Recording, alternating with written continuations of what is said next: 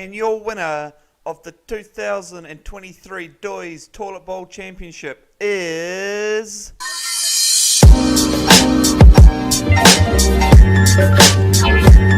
Hello and welcome to the third annual Doiz Gaming NFL Fantasy Stats video. We do have a bit to get through, but usual as first, I have a few things to update you on. Firstly, we have some new people in the league.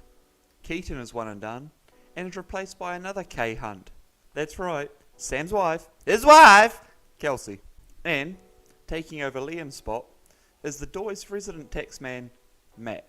Matt regularly takes money from the Doiz, but sometimes he supplies them with good cards, such as this signed Jamar Chase for Brad, and this downtown Drew Brees for Hamish. Huh? What? What do you mean he didn't get the card? Look, he's holding it right there. Secondly, we have new team setups. Last year, we just had, the basic 1 quarterback, 2 running back, 2 wide receiver, a tight end, and 3 flex spots, alongside the super flex, a kicker, and a defense. So, not really that simple, but you know what I mean. Anyway, this year, we say goodbye to the kicker, goodbye to the defense, and hello tight end. That's right, this is now a 2 tight end league. Next up, we have a new scoring rule. Gone are the days of, I'm 0-7, but I have the most points for. That's not going to be an issue anymore with our new scoring rule. Now, each week, there is up to 2 points you can earn. The first is for the simple beat your opponent, but the other one is for the top 4 highest scoring teams in the league. So, you may get the second highest score, but you've been taking on the first highest score. So you don't get the point for the win, but you will get the median point. This just makes it a little bit more fair, as, when stuff like that happens, it kind of really sucks, eh? This will probably also be a good time to let you know that the stats we're looking at are for the regular season, so from weeks 1 to weeks 14.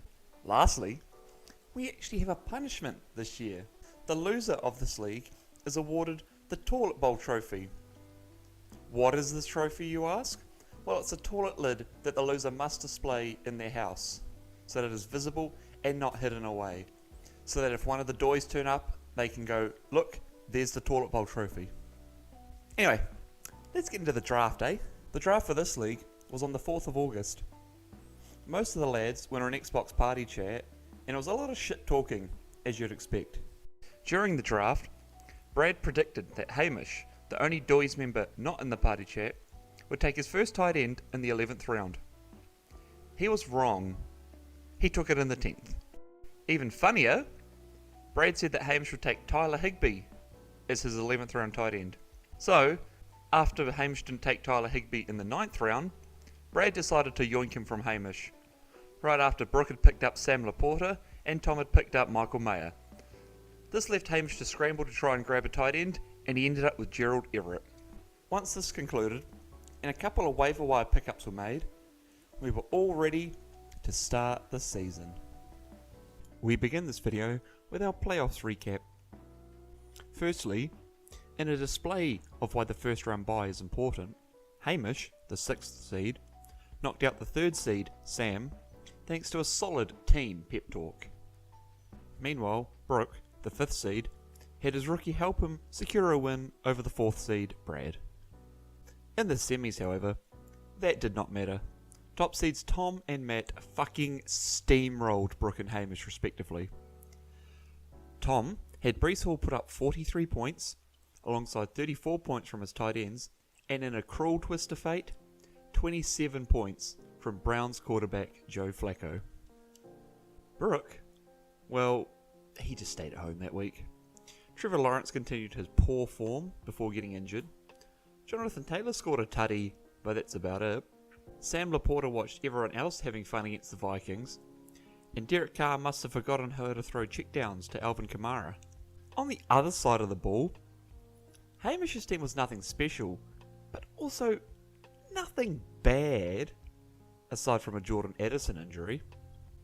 Matt managed to wrangle 21 points from Zeke, 22 points from James Conner, 26 points from Jay Jettis, and, coming up to the Christmas Day games, took out his 49ers, which is Christian McCaffrey, Brock Purdy and George Kittle, to give Hamish a crumb of hope. You see, Hamish was on 121 points and Matt was on 118. Matt still had 4 players to go, but in taking out these 3 49ers, left it up to Isaiah Likely to score 4 points to get Matt the win. And even though Isaiah Likely would have done it on his own, Matt still brought back those 49ers to smash the shit out of Hamish.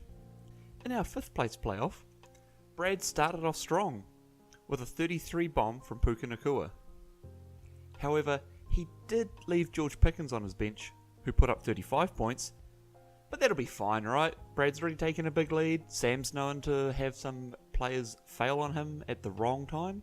This is backed up by the fact that T. Higgins put up 25 points of his own for Brad, really extending his lead. But the 1-2 combo of a bad James Cook game and a Cortland Sutton goose egg due to injury slowed his scoring. But Sam still had a huge deficit to erase, and despite his best, never mind, there goes Amari Cooper putting up 51 points. Sick. This means that this game came down to the final day of games. Brad's Jalen Hurts outplayed Sam's Patrick Mahomes. Sam's Isaiah Pacheco went off injured, but despite this all, Sam still won the game and became our 5th place victor. This just left the finals week. As has seemingly become tradition, Brooke and Hamish competed in a 3rd place shit-off, trying to earn the lowest amount of points. This led to the return of such shitters like Najee Harris and Drake London. Brooke, who had somehow managed to avoid the injury bug throughout the season, proceeded to lose 2 players to injuries, and, despite agreeing with Hamish that you could start injured players, decided to draft in some replacements in the form of Tim Tebow and Eli Manning? After watching Jerome Ford knock up 26 points for Hamish, all eyes were on the Sunday games. While a lot of Brooks players scored low for him, such as Calvin Ridley, Tanner Hudson and CJ Stroud, there was one man who decided to completely ball out. I called him a shitter earlier, Najee Harris. Najee ripped off over 100 yards and 2 tutties. This, combined with the 17.7 points from Rashee Rice, led to Brooke putting up 98 points heading into the final game. Hamish, meanwhile, got a massive points boost from the dual threat QB, Jake Browning, which gave him a lead of a couple of points heading into the Vikings-Packers game. In this game, it was Brooks' Jaden Reed versus Hamish's Tucker Kraft and Jordan Addison. The fact that Hamish only led by a couple was more impressive by the fact that Brooke indeed had started Tim Tebow and Eli Manning, although Hamish did bring back Greg Dulcich for one final game. And in the end, the power of Jaden Reed was too much, as he ripped off 2 tutties, leading to Brooke losing this shit-off game by outscoring Hamish. Meanwhile, Matt took on Tom for the championship. Tom got off to a great start, with 17 points from David Njoku, 23 from Joe Flacco, and 28 from Breece Hall, but then faltered a tad, with Jared Goff only scoring 12, and then the rest of his team underperforming, with players like Tyreek Hill, 13, and Jamar Chase, 7, scoring much lower than projected. For Matt, a lot of his players played to their projections, with players like Zamir White, Nico Collins, and DK Metcalf all making 15 points, and Isaiah Likely making 18. However, while the 49ers were a huge driving force in Matt making the finals, his playmakers in George Kittle, who only got 29 yards, and Christian McCaffrey, who went off injured with only 13 points to his name, left him 12 points behind Tom, again with the final game to go. This was a 1v1, with Tom having Ty Chandler, and Matt having Jay Jettis. While Justin Jefferson did outscore Ty Chandler, it was not enough, as Tom claimed his rightful spot as the Doiz Gaming NFL Fantasy Football Champion. But who gives a fuck about any of that? All eyes are on the Toilet Bowl Championship game between Kane and Kelsey. That starts off well for Kelsey off the bat, with a 24-point game from Devontae Adams. Meanwhile, Kane starts off with a goose egg, forgetting to take out Alexander Mattison, who was out this week. This doesn't faze Kane though, as his Lions trio of Jahmyr Gibbs, Amon-Ra St. Brown and TJ Hawkinson whack out 61 points, compared to the 10 points that David Montgomery made for Kelsey. We head into the Monday games, with Kane projected to win, but then his team begins to let him down drastically. Josh Allen's insistence to give the ball to James Cook meant that Stephon Diggs, Dalton Kincaid, and even Josh Allen himself made some below average scores. Add into the fact that Devon Achane was barely used in the Dolphins' 30-0 drubbing of the New York Jets, and Brandon Cooks only getting 10 yards, and this meant that Kane was looking in a bit of trouble. All of the while, Kelsey pulled ahead, thanks to a Chris Godwin 25 bomb. But, just like with Kane, Kelsey's team also had some misfires. Justin Fields only just cracked double digits. DeAndre Hopkins and Travis Kelce barely made 50 yards between them, and Sam Howell got benched for Jacoby Brissett during the game. But, while Kelce was let down by Fields, her other bear, legendary tight end Cole Kmet, notched up another touchdown for himself, leaving her on 116 points. This was only slightly ahead of Kane, but here's the thing. There was only one player on either team left to play, and it was Kelsey's Travis Etienne. As long as he doesn't lose her points, she will avoid the Shit Bowl championship. Yes, Travis Etienne had another dud of a game, but here's the thing. It was enough to secure the Shit Bowl championship for Kane. So, while Tom didn't finish last this year, that damn trophy still found a way to make it into his house. Once again, congratulations go out to Tom for winning the league, and for Kane for winning the Shit Bowl. Now that that's out of the way, let's get into the awards part of this video. As usual, we begin with the Spread the Love Award.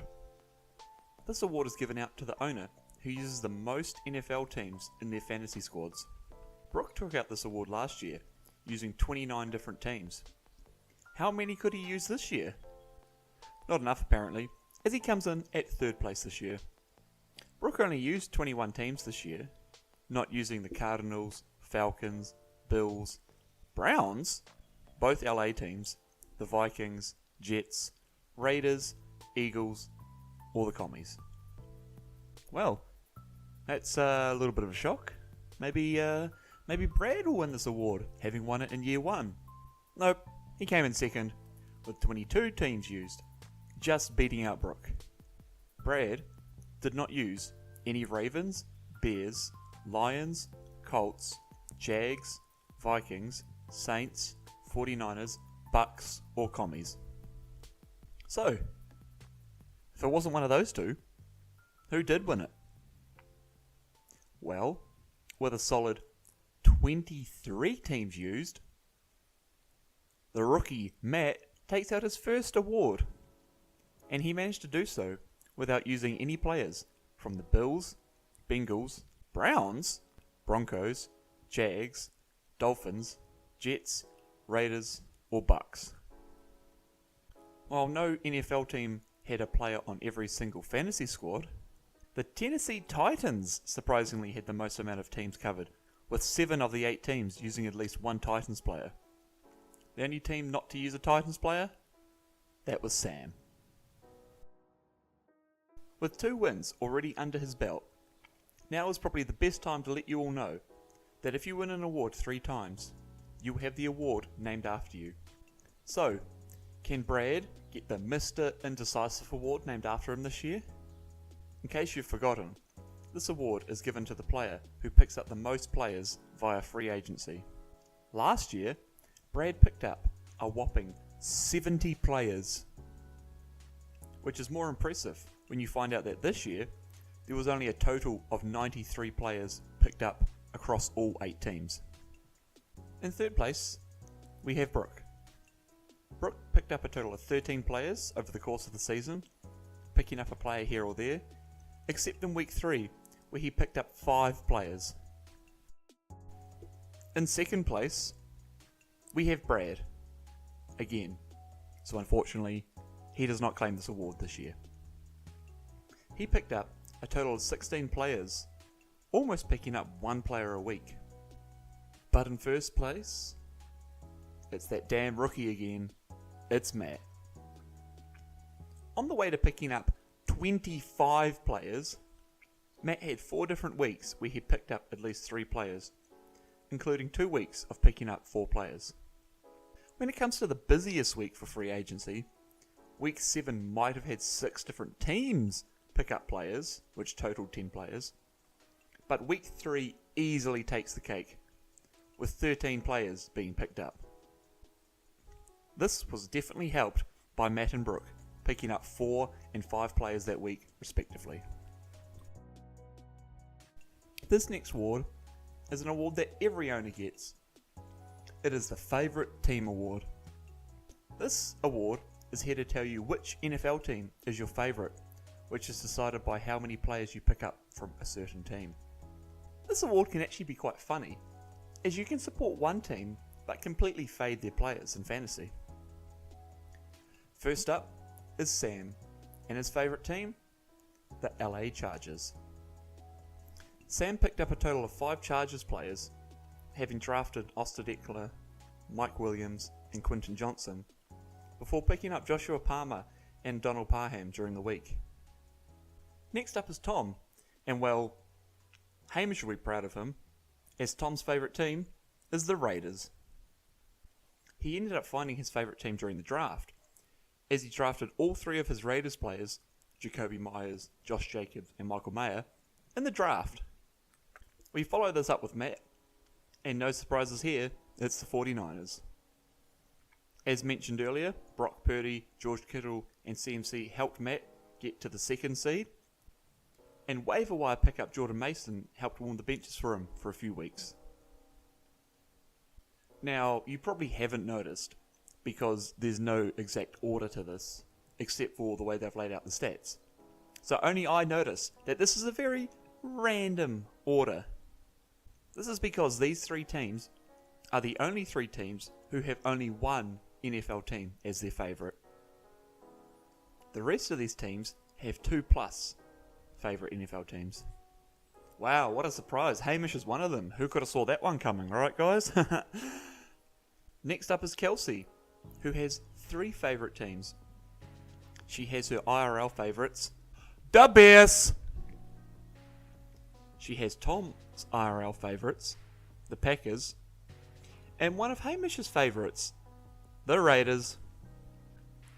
This is because she drafted Justin Fields and Cole Kmet of the Bears, Aaron Jones and AJ Dillon of the Packers, and Devontae Adams and Jimmy G of the Raiders. Kane also has 3 favourite teams, with almost all of them coming from the draft as well. We have the Bills, with Josh Allen, Stephon Diggs and Dalton Kincaid. The Vikings, with TJ Hawkinson, Alexander Mattison and the only free agent, KJ Osborne. And of course, the Lions, with Amon-Ra St. Brown, Jahmyr Gibbs and Jameson Williams. Over to Brad now, and he has 2 favourite teams. His first is the Rams, having drafted Tyler Higbee, Hamish's favourite, and then signed Puka Nacua and Kyron Williams via free agency. His other favourite team is none other than his favourite team out of Ohio, the Browns, having drafted Nick Chubb, Elijah Moore, and his favourite player of all time, Deshaun Watson. This just leaves Brooke and Hamish remaining, and I've just been told that one of these guys have not 1, not 2, I'm not doing the whole fucking thing because there's 10 favourite NFL teams. Surely that's Hamish, right? Right? So Hamish's 2 favourite teams are the Saints and the Bengals. He picked up a couple of Joes, Burrow and Mixon, in the draft, before picking up Jake Browning from free agency. And for the Saints, he drafted Rashid Shaheed before picking up Juwan Johnson and Derek Carr. So, this means that Brooke is the team that has 10 favourite NFL teams. How did he manage this? Well, the highest amount of players that he had from one team was 2, which makes getting multiple teams very easy. Alright, let's begin. We have the Jacksonville Jaguars, Trevor Lawrence and Calvin Ridley. The Baltimore Ravens, Lamar Jackson and Zay Flowers. The Miami Dolphins, Jalen Waddle and Raheem Mostert. The New Orleans Saints, Derek Carr and Alvin Kamara. Da Bears, Khalil Herbert and Roschon Johnson. The Panthers, Jonathan Mingo and Adam Thielen. The New England Patriots, Mike Gesicki and Hunter Henry. The Denver Broncos, Adam Troutman and Marvin Mims. The Packers, Romeo Doubs and Jaden Reed. And the Tampa Bay Buccaneers, Mike Evans and Baker Mayfield. Our next award is the Josh McCown Memorial Award for the player who has played for the most unique teams. Dedicated fans might have noticed that every year the name of the quarterback changes for this award to reflect how these players can find themselves on a new team in the blink of an eye.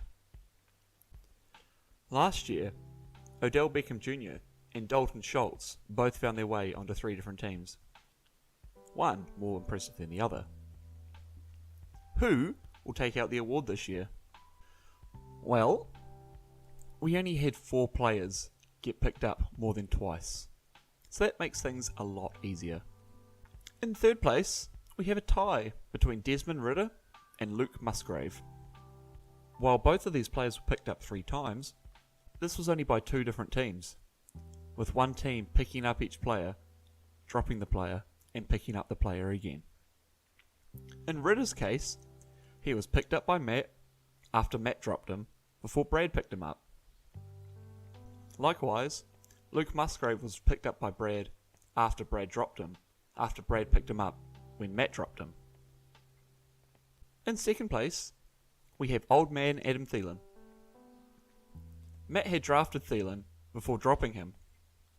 Brooke somehow let him rest on free agency for 4 weeks before picking him up, before dropping him in the final week due to poor scores.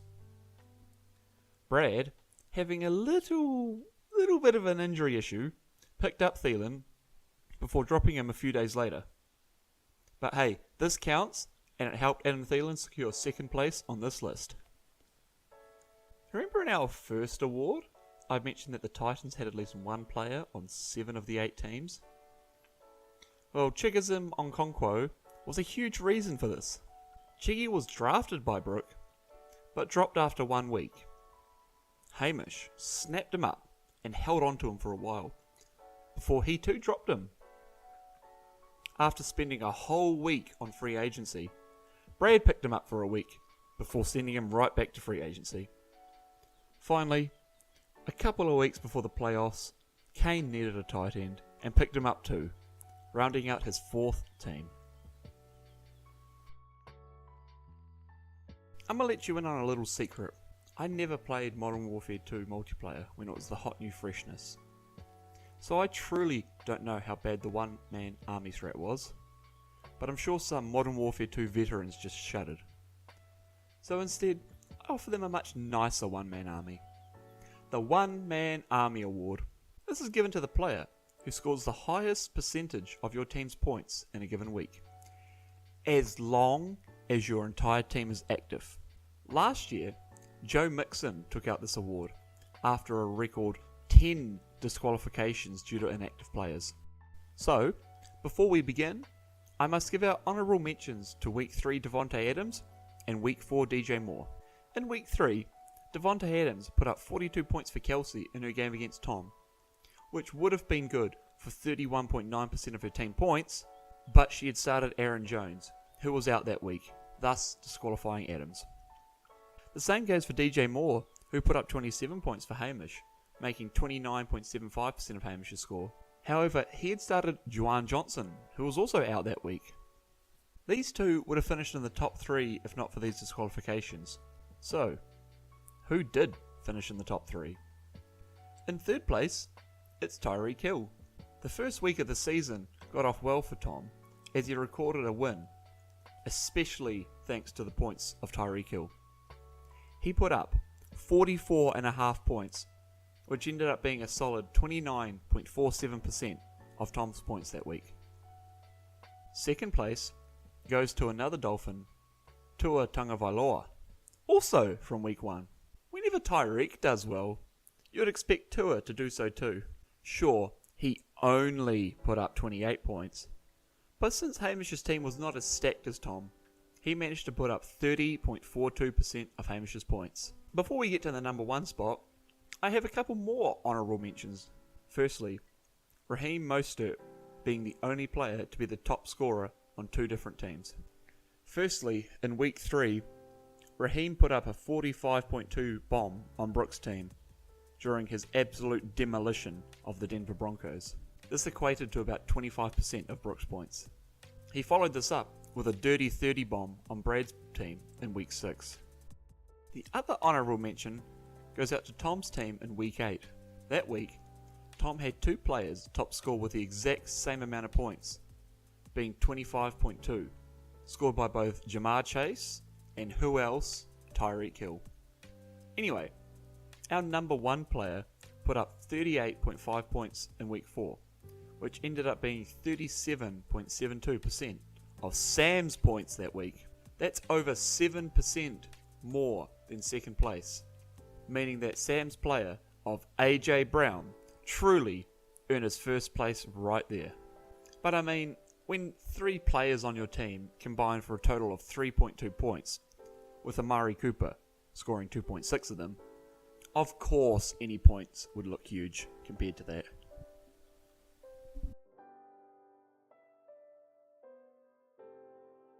It's time for the Big Summer Blowout and the Just the Tip Awards.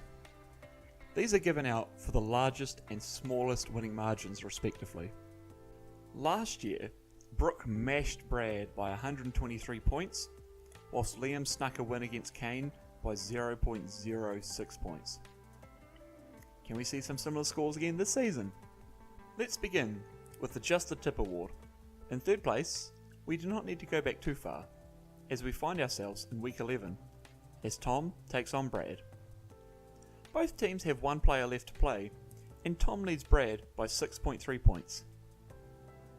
Luckily for Brad, his eagle is Jalen Hurts, who proceeds to throw no touchdowns this game, and actually runs in not 1 but 2 touchdowns of his own. Tom's player is also an eagle, Devonta Smith, and luckily for Tom, he receives 2/3 of Jalen Hurts' yardage. So, by a slim margin of 2.18, Tom is the victor of this game. In second place, we have Brad making his second appearance, this time in a week 2 clash against Matt.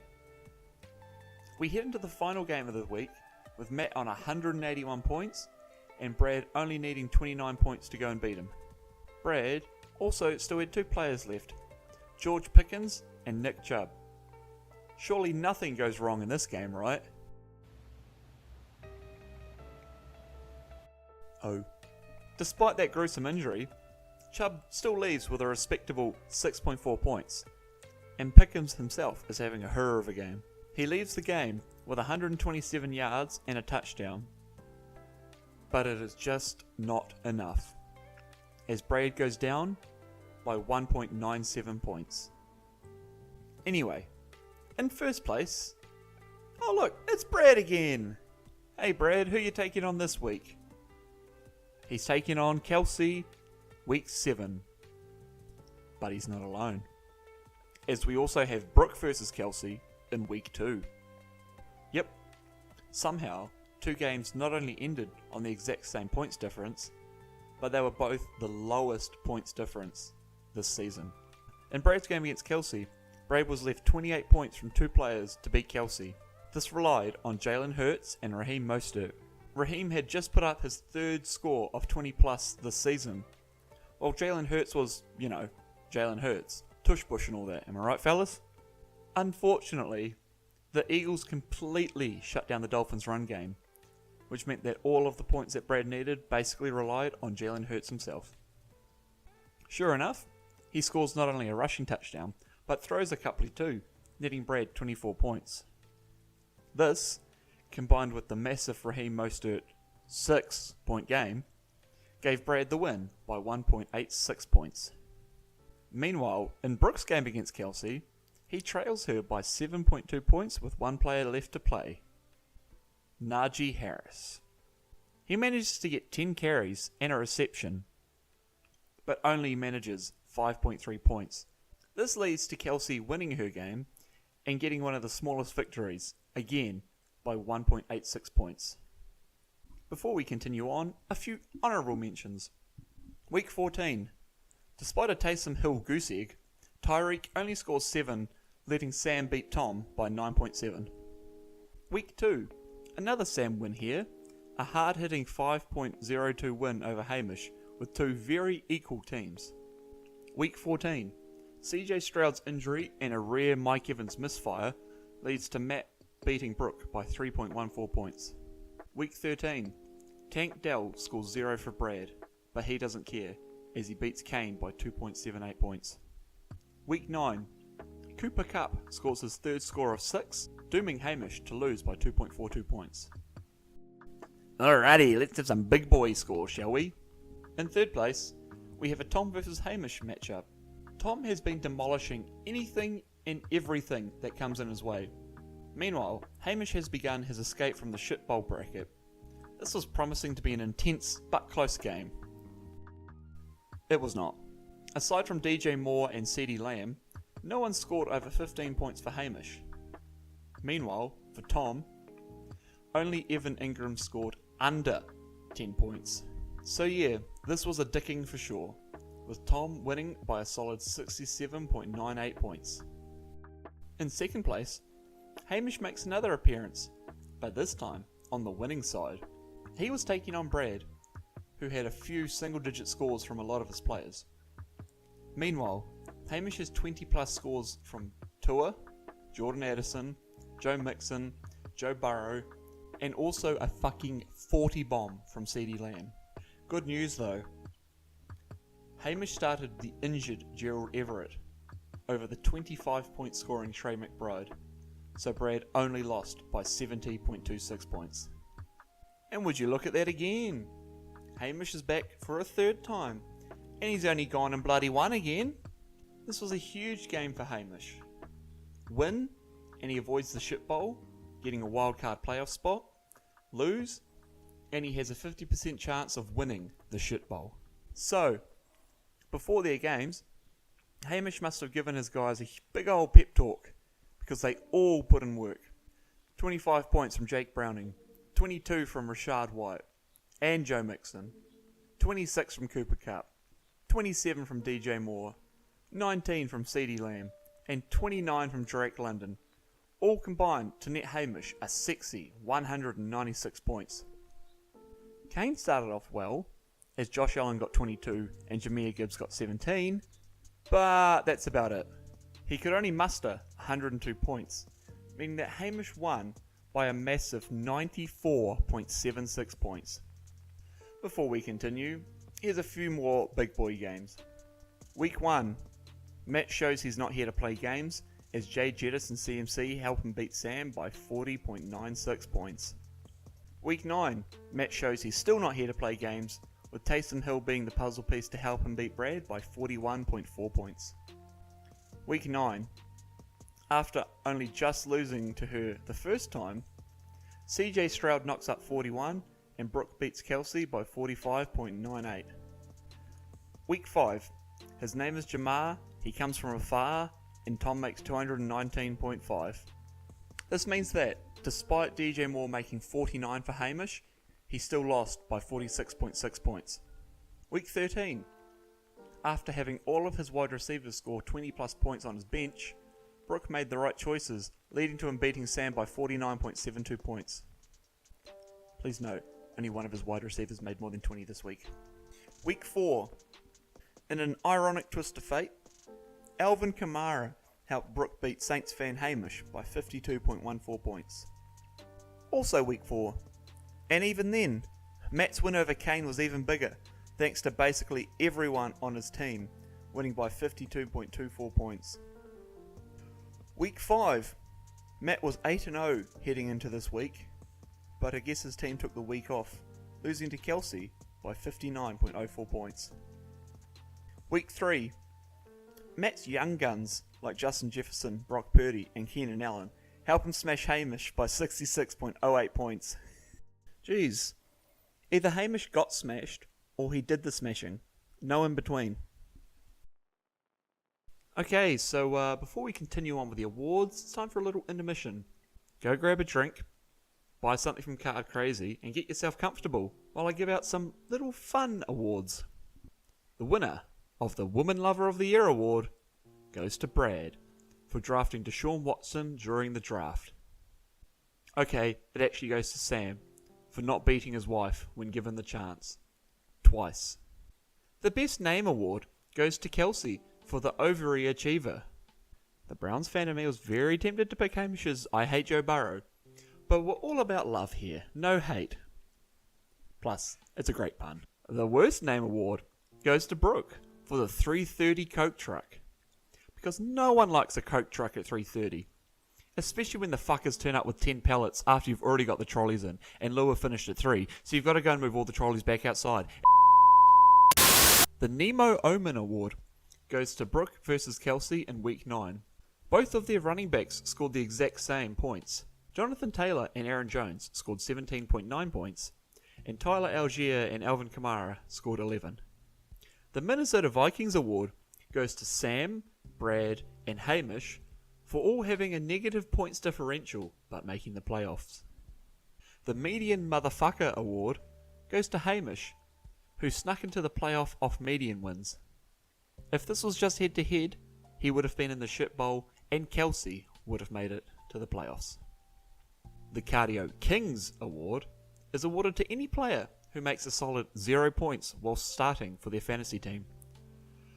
So, congratulations to the following players: Adam Troutman, Chigoziem Okonkwo, Hunter Henry, Gabe Davis, T. Higgins, Donald Parham, Drake London, Jordan Addison, Cade Otton, Dallas Goodett, Michael Thomas, Terry McLaurin, Cole Kmet, Irv Smith, Marquise Brown, Tank Dell, Aaron Rodgers.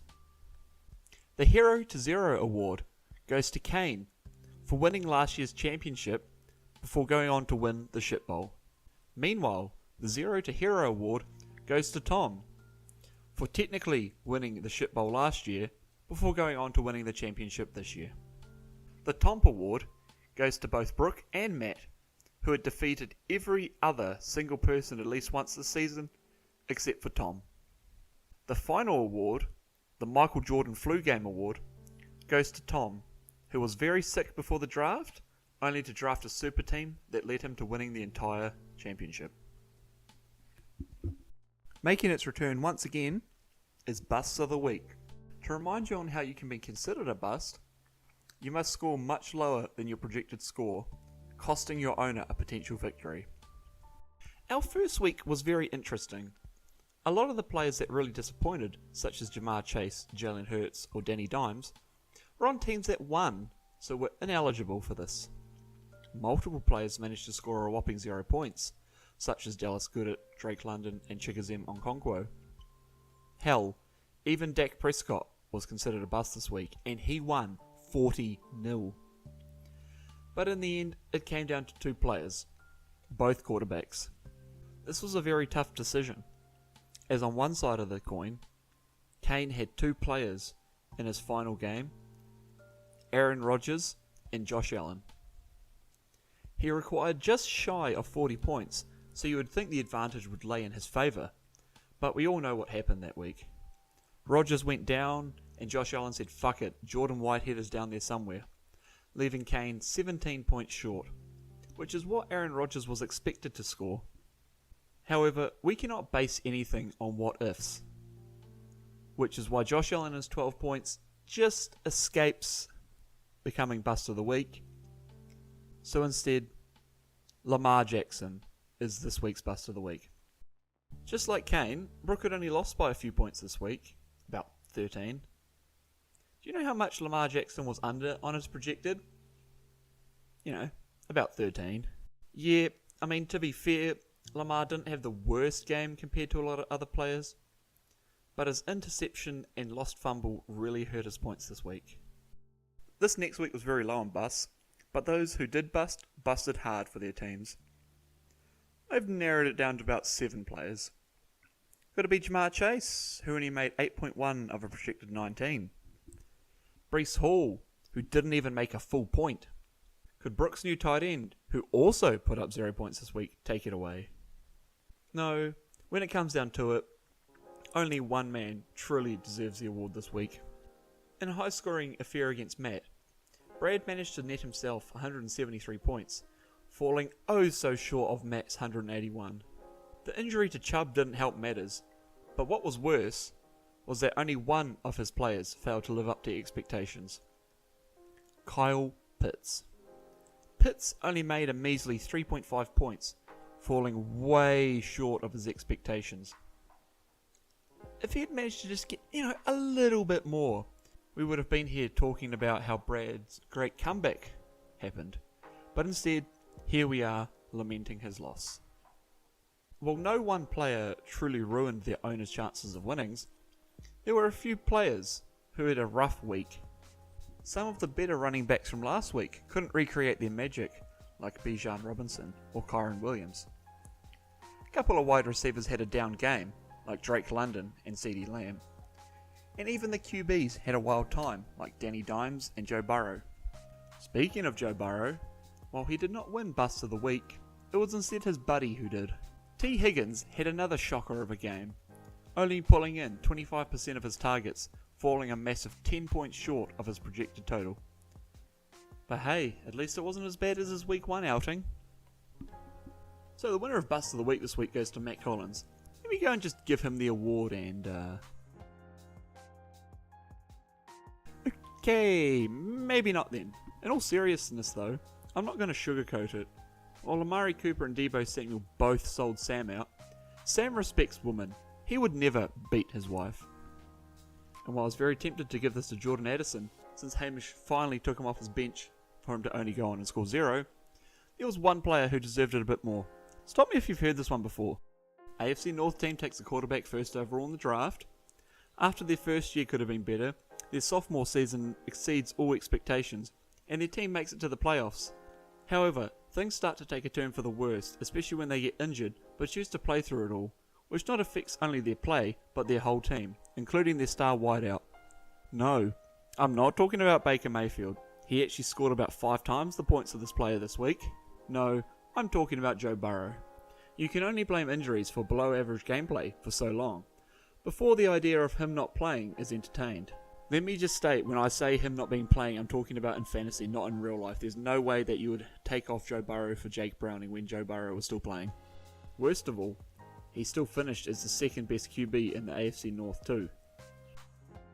On Friday, DJ Moore put up 49 points, and it looked like Hamish might finally get his first win. Fast forward to Tuesday, and Hamish is lost by 46. So, what happened? Cooper Kupp was back, Joe Burrow looked so much better, and Miles Sanders got less yards than Chuba Hubbard. Ah, right, there it is. Between his 32 yards of scrimmage and his lost fumble, Sanders did not have a good game, scoring a solid 1.2 points. And with Jerome Ford and Rashad White coming back from byes, could Miles Sanders see himself warming the Hamish benches as he looks for his first non-median win? Firstly, an update on last week. Hamish just straight up dropped Miles Sanders after this week, so there's that. But for this week, I only found 8 players who could have been considered busts for this week. Congratulations to Jerry Jeudy, who basically had this award locked down after his outburst this weekend was followed by 4 points, for managing to offload this award. But who did he offload it to? Devontae Adams, who has not had a great time with his rotating cast of QBs? Calvin Ridley, who's beginning to show why you shouldn't bet on him. Josh Allen, who had a shocker against the Giants. No, it's none of them. Coming into this week, 2 teams were undefeated. After this week, no teams are. And one of them looked a whole lot worse than the others. Sure, they suffered some losses with Deebo Samuel, Trent Williams and CMC, but the Browns were also playing with depleted cores. So you'd expect me to give this to George Kittle, the hot and cold tight end, right? Well, no. Brock Purdy is the one who wins it this week. Not only did he disappoint with his scoring, but he also helped tank Kittle's score too, by only targeting him twice. Why does this matter so much this week? Why don't I use this for all the other QBs? Because Matt had both of them starting for his team, and his loss was decently close. A better game from Purdy, and more involvement with Kittle, could have led not only to a Matt win, but also a 49ers win. This was rough to choose from. Cooper Kupp, the points cheat code since 2021, could only muster 6.9 points. No, it's not nice. Not nice at all. Josh Jacobs, last year's rushing leader, continues his quiet season with less than 40 yards rushing and a pathetic 5.1 points. I even considered Bijan, even though his 0.3 points was not any fault of his own. In the end, it came down to 2 players. With 3 of her 4 starting QBs out, Kelsey had to turn to AJ Dillon to fill out her superflex position. And in the end, she lost by less than 2 points against Brad. And despite the way I frame this, AJ Dillon outperformed his expectations. Instead, this comes down to 2 players. One player put up a solid 0 points, and the other could only haul in 3 of his 7 targets for 5.9 points. Surely I give it to the goose egg, right? Unfortunately, Hollywood Brown is the recipient of this week's award. Yes, he made more points than Cole Kmet, but in terms of positioning, Kelsey had no other tight ends she could use instead of Kmet, whereas Hollywood Brown, who was in the wide receiver running back flex spot, was outscored by Tyler Algier, who would have led Kelsey to a victory if he had started instead of him. One of the more unthought of things when considering busts is that those more elite players are under a lot more scrutiny. Like last week, Washington could only score 7 points.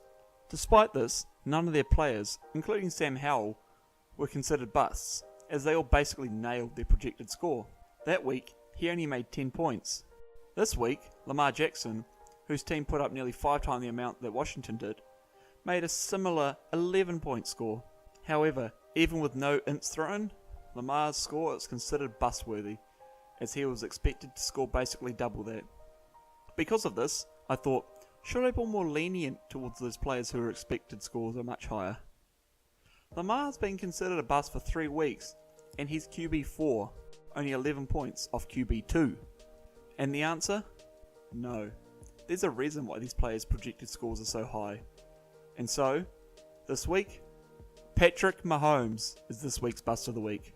While most games were not close at all, Sam's game was only 20 points between him and Matt. Do you know which QB was about 20 points short of his projected? That's right, Patrick Mahomes. Despite making double the completions of Russell Wilson and 100 yards more, Mahomes only made 7 points, not helped by his 2 interceptions and lost fumble. It was reported that Mahomes was playing with the flu, but it was the Broncos they were playing. They had 70 points scored against them in one game this season. This is probably the hardest week for me to choose a bust of the week because of 2 matchups. Kane versus Tom and Hamish versus Sam. I have 5 players that I am looking at and all 5 of these had some poor showings. I left to have dinner, came back and still had a lot of trouble thinking on who should be bust of the week. Both of these matchups ended with less than 10 points between them, so how could I decide who was the worst? Well, it all depended on who could have been better. First up, Justin Herbert and Tuanunga Manu-Olepola Tagovailoa versus Bryce Young and Derek Carr. Herbert will be excused as 1, even if Young did start, Tom would not have won, and 2, Justin Herbert is currently a much more elite QB than Young, and you would not start him over Young most of the time. So, obviously you would say that Tua is also more elite, and Derek Carr is very much washed. So I can excuse him too, right? Well, here's the thing, and this is what makes it really tough. Hamish is a Saints fan, but he's also a Tua fan. You never know what he's thinking. So that means that Derek Carr had a much better shot at starting when compared to Bryce Young. Furthermore, if Derek Carr did start, Hamish actually would have beaten Sam. So I cannot excuse Tua. On to the wide receivers now. And we have 3. 2 of them being some of the more elite wideouts in the league. And Gabe Davis. Gabe Davis had a Gabe Davis game. He didn't score 30, which means that he notched up a solid 0 points this week. On Tom's bench, who could have played instead of him, we had Jacoby Myers, 13, and Jahan Dotson, 16. Both who would have won him that game. But at the end of the day, he dropped 23 points the week before and was basically screaming for people to start him. But Cooper Kupp, you were so very close from snatching this away from him. Of course, the week after I say it was a very hard week, I get hit with yet another difficult week. Narrowing it down from 13 to 5 and then down to 3 was somewhat easy, but deciding from the last 3 was very tough. Usually, it would be a hard time deciding which one of these 3 running backs to draft first, but this week, it was bad for all of them. Travis Etienne, a usually solid back, was outscored by Kyle Juszczyk of all people. Derrick Henry managed to gain more rushing yards than Tajay Spears, but that came from 6 more carries, leaving him at just over 2 yards per attempt. But I had to give it to Tony Pollard. Last year, he was one of the better RB2s, regularly outscoring Zeke. But this year, he's just straight up shitting the bed. He hasn't scored a touchdown since week 1, and since week 3, he's only passed double digits once. When it comes to fantasy points, even Fat Randy outscored him in this game. And when it comes down to running backs, the following running backs scored more than him this week.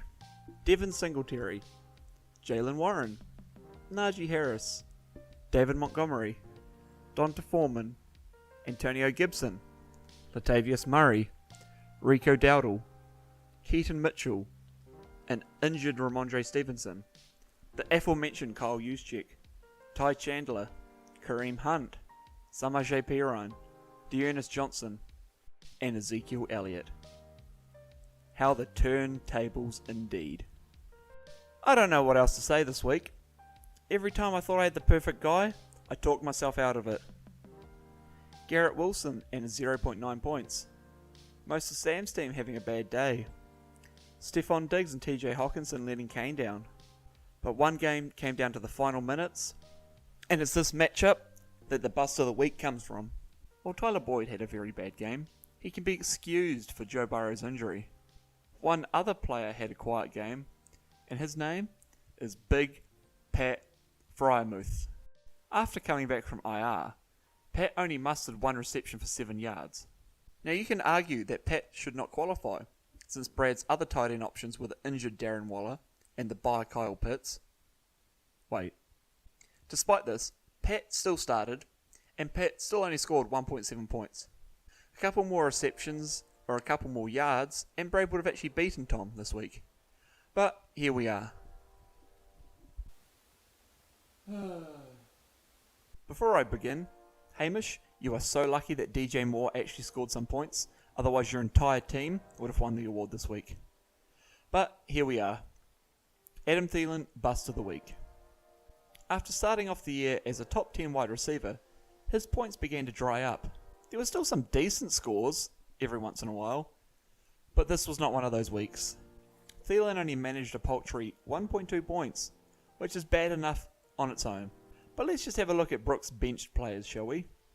Calvin Ridley, 21.7. Zay Flowers, 23.3. Rashee Rice, 24.7. Mike Evans, 25. This was a horrible time to score low, especially with a couple of weeks before the playoffs. Okay, so you know how to win games, you need to have the highest scoring player, right? Well, it's pretty hard for players to win when their player scores 0 points. And it's not even one person that did it this week.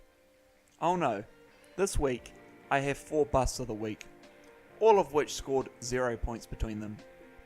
Christian Kirk broke his balls this week, and he was a better player than all of these 4 players. Davis Mills appeared for 2 snaps, but he outscored these guys.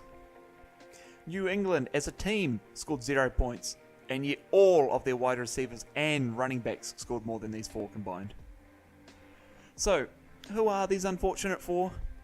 Well, they are Sam's Cade Otton, Matt's Scary Terry, and Kelsey's Irv Smith Jr.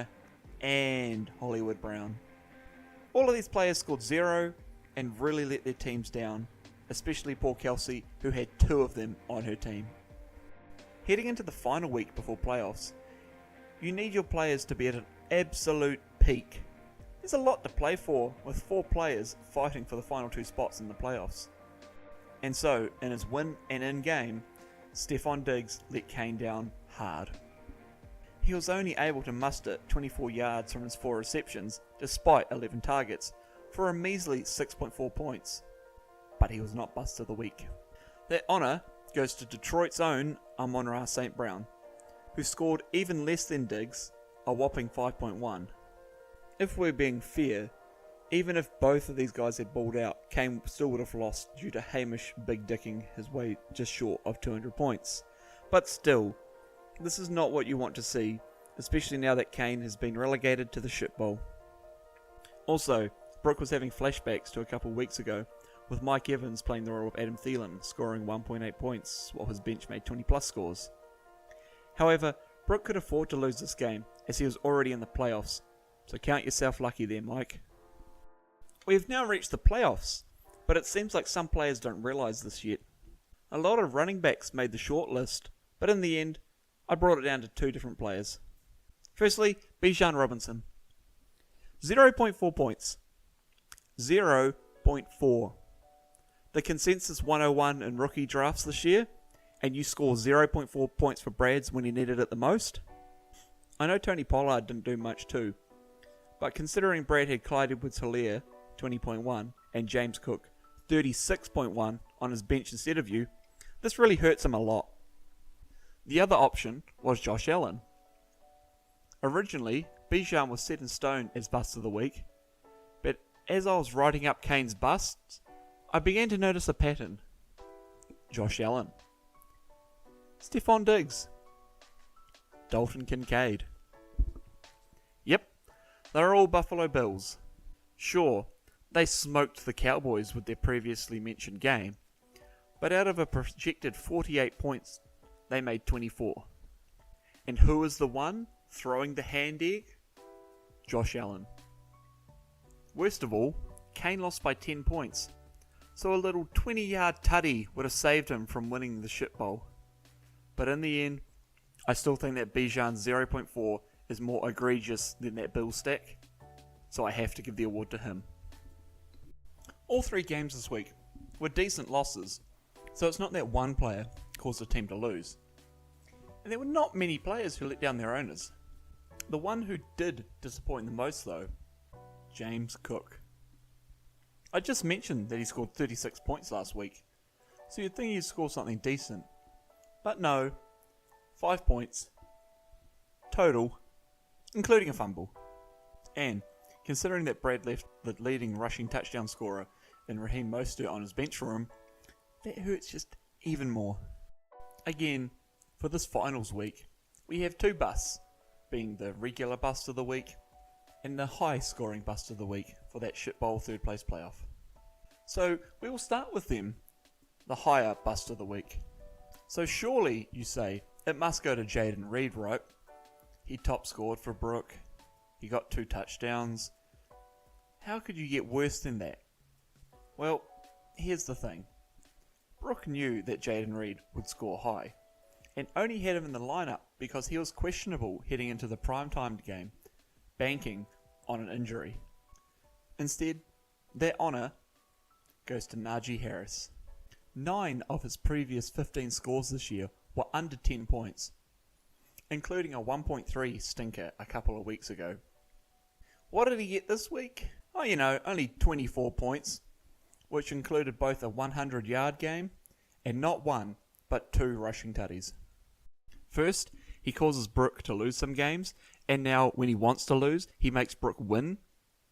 As for the real bust of the week, there were actually a few good options. And while I was really tempted to give it to George Kittle, I feel like DeAndre Swift deserves this award more. Nothing looks worse on your RB1 than 0 rushing touchdowns by them. It's worse when you realise that your entire team scored no rushing touchdowns.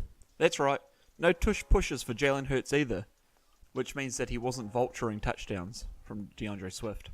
When his entire team needed him, he disappeared. What's worse is that the running back that Matt would have played over DeAndre Swift was James Conner, who put up 26.3 points, including both a rushing and a receiving touchdown, which would have netted Matt the championship. Once again, your busts of the week are the following: Lamar Jackson, Kyle Pitts, T. Higgins, Joe Burrow, Miles Sanders, Brock Purdy, Hollywood Brown, Patrick Mahomes, Gabe Davis, Tony Pollard, Big Pat Frymouth, Adam Thielen, Scary Terry, Irv Smith Jr., Hollywood Brown again, Cade Otton, Amon-Ra St. Brown, Bijan Robinson, James Cook, Najee Harris, and DeAndre Swift.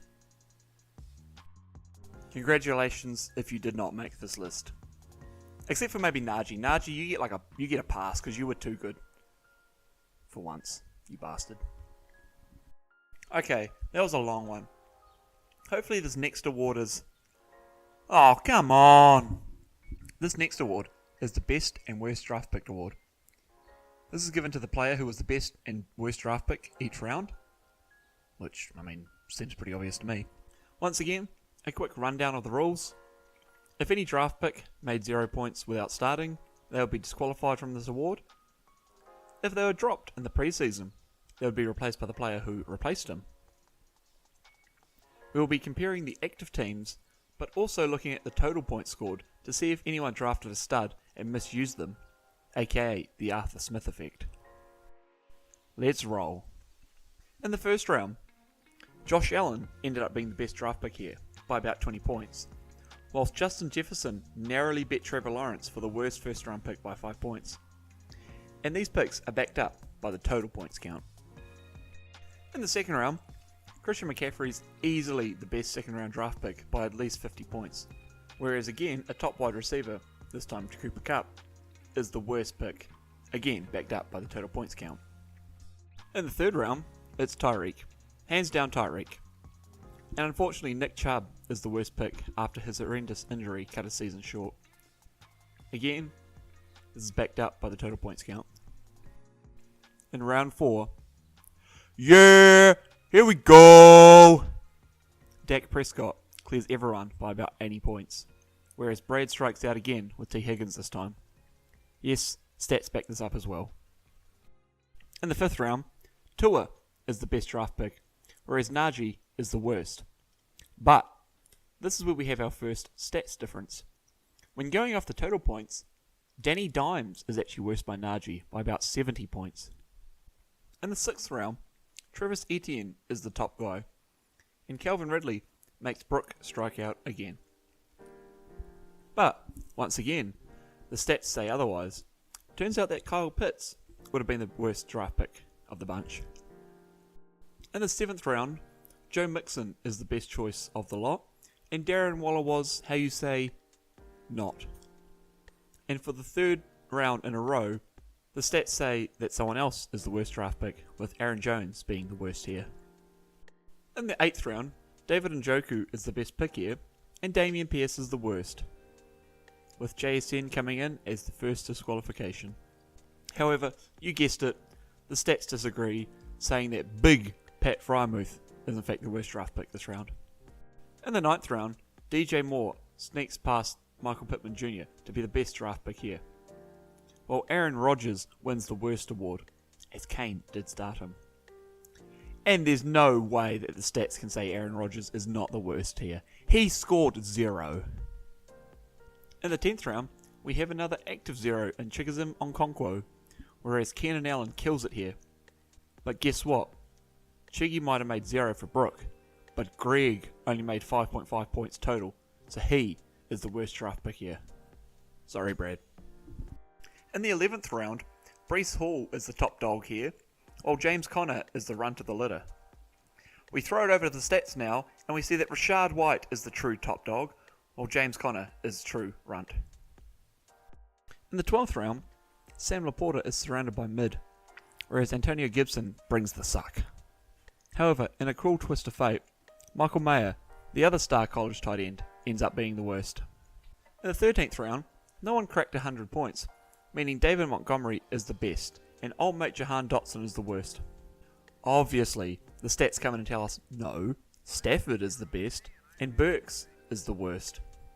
In round 14, Alvin Kamara was looking like a sneaky good pick, until you realise that Brock Purdy is right there. Meanwhile, James Cook is the trash stock, although the stats are telling us it's actually J.K. Dobbins. In the 15th round, Geno is easily the best, and with 5 disqualifications, Jameson Williams narrowly beats Tyler Lockett for the worst. In reality, Adam Thielen is the best pick here. Fuck yeah. And Jameson Williams stays as the worst. In the 16th round, we have 2 players total.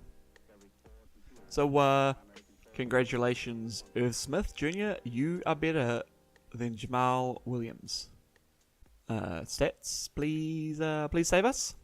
Okay, so Rashee Rice would have been the best guy here. Again, fuck yeah.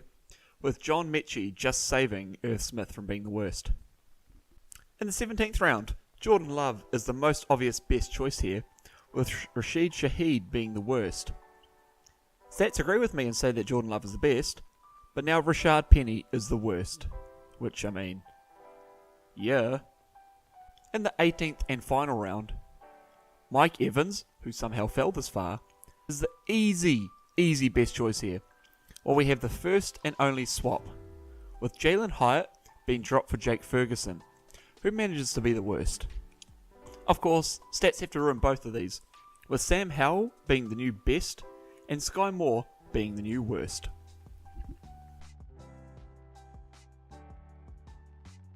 Next up is our trading award, and compared to last year, there's not as many trades to sort through, thankfully for me. Between most of our dynasty leagues having already been started up and established, and the lack of a real drive for trade between all of us, I wasn't expecting many trades at all. So let's rank them, huh? Just a reminder that we are only looking at the points scored on the active team during the regular season. First up, some trades that were not judged due to various reasons. In trading cards, Hamish traded Rashee Rice to Brad for nothing? Okay, so we received a first and third round draft pick for the 2024 and 2025 draft respectively, but as of right now, they are just picks, not players, so I cannot judge them. And we are going deep. Brad traded draft picks to Sam to get Jermaine Pratt. However, despite trading the draft picks, Brad still ended up back with those same draft picks. In the Toilet Bowl, Brooke traded Najee Harris to Brad for the injured Nick Chubb. However, Brad cancelled the trade using his commissioner powers, obviously knowing that he actually got fleeced in that deal. Anyway, in 14th place, in the most fair trade, we have 3 different trades. Firstly, in long slog, Brad traded Rashad Penny to Sam in the off-season for Elijah Mitchell and a draft pick, which ended up being Cedric Tillman. Later on in the preseason, Sam traded the Patriots QB1 and Bailey Zappi to Brooke for a 4th round draft pick that ended up being running back Eric Gray. And lastly, in Dynasty League name, they'd planned to change the name of this to something cool but never got around to it, Brooke and Brad traded picks, which ended up being a trade of Darnell Washington to Brooke and Jonathan Mingo to Brad. Now, why are all 3 of these drafts considered equal? Well, none of these players played for their respective teams in the regular season. The closest we got was Brooke playing Zappi in his wildcard playoff, with most of these players waived not long into the season.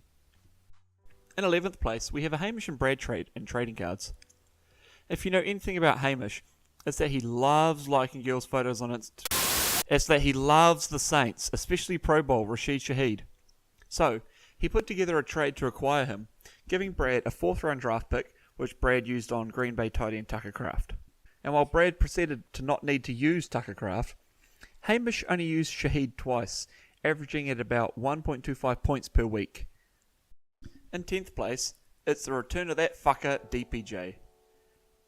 After being a part of the most unfair trade last year, Brooke managed to send DPJ back to Brad alongside a third round pick to get a different Browns receiver in Elijah Moore. Brad then used that draft pick to chase that Brown, aka picking Trace Brown. Once again, DPJ was not used, and neither was Brown, although he surely is a pick for the future. Alongside this though, Moore was only used sparingly, meant that Brooke only averaged 2.16 points per week. Oh hey, in ninth place, you're never going to guess it, but fucking Brad's back again. This time, this is the IDP league, we are going deep. Hamish took over the team at the start of the year and was not happy with his quarterbacks. So, he sent a king's ransom to Brad to acquire Kenny Pickett. And by king's ransom, I mean Ryan Tannehill, Aaron Jones, a 5th and a 7th round draft pick used to draft Kalijah Cansey and Keely Ringo. At the start of the season, this looked fine. Tannehill was still the starter, but you knew he was winding down. And Aaron Jones is 29, which is like being 74 in running back years. But the thing is, he could still go, and was now the running back one of an essentially rookie QB in Jordan Love. However, injuries derailed both of these guys' season, and with Brad not requiring the use of his rookies, somehow Hamish wins this trade, with Pickett averaging 2.33 points more per week than those four combined. Surely, Brad's going to win one of these trades eventually, right? He's back now in 8th place, with a trade with Sam in the Lads Dynasty during the preseason. Sam really wanted Baker Mayfield, so he gave up 2 draft picks in 2024, as well as Kyron Williams to acquire him. Surely now, Brad wins this trade, right? Right? Well, remember how I said this was preseason? Yeah, at this point, people viewed Williams as an RB3 behind Cam Akers, remember him, and Zach Evans. So, needing roster space, Brad released him before the season began, and thus did not get a point out of him. Despite picking up Baker, Sam still had both Patrick Mahomes and Geno Smith, and relied on them for a lot of his season, meaning Baker only averaged 3.9 points per week more than Kyron did for Brad. 7th place is here, and sure enough, so is Brad. Sam's back too, as we return to the long slog preseason. Brad was pretty keen on George Kittle, so he gave Sam both Pro Bowl Rashid Shaheed, future Pro Bowler Cole Kmet, and a 4th round pick, which became Parker Washington, in exchange for Kittle. Kittle did provide Brad with an excellent tight end, but was eventually traded by Brad to future-proof his team. Sam, meanwhile, relied on Cole Kmet mostly, with a sprinkling of Rashid Shaheed from here to there. Once again, he managed to outscore Brad, scoring 4.19 points per week from his players than Brad's. Hey, remember last year when Hamish gave up 2 running backs and 3 second-round picks for Najee Harris? Yeah, well, there's a part 2 to this trade now. Because Hamish doesn't have enough Alabama players, he also really wanted Mac Jones for some reason. And so he gave up his 1st and 2nd round draft picks to get Jones, along with receiving 2 2nd round picks, one of which was part of that Najee Harris trade. So how did he do, and who did he end up with? Well, on paper, Hamish traded away Jonathan Mingo and Michael Mayer for Mac Jones, Kendre Miller, and Rashee Rice. Somehow, this motherfucker weaseled his way into a win here, with Rashee Rice and early season Mac Jones building a lot of his points, whereas Mingo amounted to nothing and Mayer is on a slow burn. Despite this, Hamish still wins this trade by averaging 8.22 points per week than Brooke. 5th place brings us to Tom. Hi Tom. In Lads Dynasty, Tom wanted his franchise QB, so offered up Justin Fields to Brooke in the middle of week 5. Brooke took the deal and was feeling pretty happy about himself. Jordan Love was putting up low numbers, and while Fields was also doing the same, running QB goes brrr. So yeah, Tom averaged just over 9 points more than Brooke per week and easily won this trade. Oh hey Brad, welcome back, this time to the number 4 spot. And I see you brought Sam back with you too. In the preseason of long slogs, Brad needed a couple of upgrades, so gave up Mike White, Hayden Hurst, Christian Kirk and Zay Jones to Sam in exchange for the services of Romeo Doubs and Joe Mixon. Aside from Christian Kirk, Sam's side did not put up as many points as Brad's side, as Brad wins the trade by averaging 10.84 more points per week. We're in the top 3 now, and you'll never guess who's back. Brad was still on his Desmond Ridder hype train, this was still the preseason, and offered up young gun Trey McBride, who was still backing up Zach Ertz, young rookie wide receiver Tank Dell, and another young wide receiver in OBJ to get Ridder on his team. only to use Ritter once.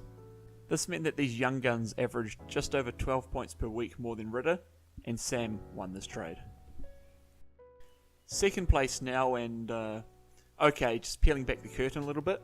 So it's midnight as I'm typing this up, and I think I'm going a little loopy seeing so many Brad and Sam trades. This is 100% a trade Brad will listen to and go, I made this trade? What the fuck? As he gave up Stephon Diggs for Sky Moore and Clyde Edwards-Helaire. Okay, so he also got a first round for 2024 and a third for 2025, so it's not a super wild trade, but in terms of this year alone, it is. Sky Moore didn't even make it to the regular season, and in a bout of perfect timing, Brad dropped Clyde Edwards-Helaire the day before it was announced Pacheco was injured, having not started a game for Brad. This meant that his players scored a massive 0 points, and compared to the massive 190 points Diggs put up for Sam, meant that Sam averaged 13.63 points more than Brad each week, winning him another trade. But who could be worse than this? I think I've seen this film before, and I didn't like the ending. Yes, this is the second year in a row where I've used a Taylor Swift song lyric, and yes, this is the second year in a row that Brooke has been on the arse end of the worst trade involving the Doiz. After Nick Chubb went down, Brooke looked at his running back room of Isaiah Pacheco, Dalvin Cook, Jalen Warren, and Samaje Perine, and decided, well, it's a rebuild year, I guess. Hamish, who has been very keen on CD's nuts, sent Brooke a trade, and eventually it resulted in Brooke getting Hamish's first round pick next year, along with JSN, for CD Lamb. And for a while, it seemed somewhat close. CD Lamb was putting up only high teens, and JSN was putting up double digits too. Then the bye week happened, and CD Lamb comes back and slaps up a 41-point game, and then a 39-point game a couple of weeks later, and ended up averaging a whopping 15.23 points more per week than JSN. Now, if you excuse me, I'll be leaving out the side door. It is now time for the power rankings. This is where every team starts out on 0 points and gains and loses points based on who I think the biggest winners and losers of every week are. So yes, this scoring is weighted by expectations, so some teams might outscore others just by punching above their weight, or other teams sucking worse than them. And you'll see a very obvious beneficiary of this on the list for sure. The scoring is simple. I give the top 5 teams 5, 4, 3, 2 and 1 point respectively, and the bottom 5 teams -5, 4, 3, 2, 1. Any other team that is not in the top or bottom do not win or lose points, so they will remain at the points they are the week before, which is where you'll see some teams just skating by. Well, without further ado, let's see how the teams ended up. 32nd, New England Patriots. For a team that had beefed up their offense, you'd think scoring points wouldn't look so difficult. Mac Jones looked like he'd regressed even more than last year, and unfortunately, Bailey Zappi wasn't any better. Season-ending injuries to Kendrick Bourne, Matt Judon, and Christian Gonzalez didn't help them much, and this resulted in the Patriots' worst season since the year 2000. 31st, New York Jets. Speaking of 2021 first-round quarterbacks who struggled this season, Zach Wilson was once again thrust into the leading role after Aaron Rodgers went down. And while he did have some flashes, at one point being the only quarterback to lead their team to a win over the Eagles, which was also the first time in Jets history that they had beaten the Eagles, things just weren't clicking for him. And things only got worse when Tim Boyle was brought in. You really have to feel for their defense, as well as Garrett Wilson and Breece Hall, who played so well despite their QB woes. 30th, New York Giants. And then we have their special brothers, the Giants. Danny Dimes was not as good as he was last year, and that was evident from Game 1, where he got his shit pushed in by the Cowboys. This isn't all on him though. His O-line was so banged up, Justin Pugh came in straight off the couch. His wide receivers were nothing special, and Darren Waller spent more time injured than not. Hell, even Graham Gano had his season ended due to injury too. While Tommy DeVito had some flashes, as did Tyrod Taylor, their season was all but over by the time that these two took over. 29th, Pittsburgh Steelers. We have our first recipient of a team sucking hard on the days they lost, but doing nothing special when they won. Like, the Steelers are in the fucking playoffs and went 5-1 in their division. But those couple of games under Mitch Trubisky really sank their rating, with the team scoring a near-perfect -9 out of 10 as they look to be choking away a playoff spot. And aside from this, 9 of their 10 wins were one-score games, so there was never really anything flashing to help boost their score. Despite this, their team still looks strong. TJ Watt continued his excellent career with yet another Pro Bowl season, George Pickens put up his first 1,000-yard season, and Mason Rudolph went 3-0. 28th, Chicago Bears. I'll admit, I was one of the ones hoping that this was going to be an MVP caliber year for Justin Fields, but man, I was wrong. When you have people thinking that your undrafted quarterback should start over you, things just aren't going too well. But don't fear, DJ Moore was a great weapon for his young QB, a player you would not want to trade away. Plus, Cole Kmet was his usual solid self, and their defense looked a whole lot better this year, especially with the addition of Montez Sweat towards the end of the year. And hey, even better, they have the first overall pick next year as well, which should only lead to a stronger team. 27th, Atlanta Falcons. Imagine spending a top 10 pick on players like Bijan Robinson, Drake London and Kyle Pitts, only to finish 7-10 for the third year in a row. In a weak division like the NFC South, this team should be one to be feared, not laughed at as Jonnu Smith tries throwing a touchdown pass. Jesse Bates probably had the best year of his career, but it doesn't matter when you lose to a Carolina Panthers team who only scores 9 points. With Arthur Smith now gone, I wouldn't be surprised to see this team really compete next year. 26th, Washington Commanders. It's always going to be tough being in a division with juggernauts like the Eagles and Cowboys, but this time there was so much more promise. For a while, Sam Howell was leading the NFL in passing yards, and the team was 3-3 after some tough games, including losing to the Eagles in overtime. But, like Jameis Winston before him, Howell ended up with a 2020 season, as the Commanders finished 4-13. The thing is though, is that their defense was as efficient as using a sieve for a cup. In the space of 4 games, opposing offenses put up 33, 37, 34 and 40 points, as Jack Del Rio was eventually fired mid-season. Scary Terry still put up 1,000 yards, his 4th in as many seasons, and Brian Robinson had a pretty solid season too.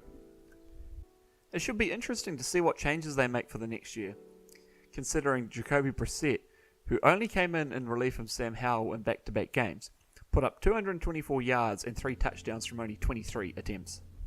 25th, Los Angeles Chargers. Hypothetically, if this team had played better football, they might have got to the playoffs again this year. Yes, Justin Herbert lost Mike Williams early on, and yes, Austin Eckler had a down year, and yes, Herbert himself had his season ended early. But this team played way below their expectations. Worst of all had to be letting the Raiders smash out 63 points against them the week after they couldn't even score one singular point. And with the team already over the salary cap for next year, things don't look like they're looking up anytime soon, even despite the firing of Brandon Staley. 24th, Kansas City Chiefs. So remember how I said the ratings for this is very much based on expectations? This is why you are seeing the Kansas City Chiefs so low. When a team led by Patrick Mahomes is being saved by their defense, who in all honesty have stepped up majorly this season, led by Chris Jones and L'Jarius Sneed, questions should be being asked. I know this isn't cricket, but the statement still stands. Catches win matches. Kadarius Toney, Sky Moore, and especially MVS have had some horrendous drops. And while he's easily been the most reliable wide receiver, even Rashee Rice has dropped some stinkers. Hell, even Travis Kelce, a usually reliable safety blanket, has had a down year. Sure, they finished 11-6 and currently look like they're about to beat the Baltimore Ravens to get to the Super Bowl again, but this is just not the dominant wins of Chiefs teams in the past. 23rd, Minnesota Vikings. For a team that started 0-3, despite Kirk Cousins balling out, this team ended up doing so well, before falling off a fucking cliff. Replacing the injured Kirk Cousins with the, at the time, hot Josh Dobbs was looking like it was going to really pay off, but as soon as his Linsanity run ended, the wheels really fell off.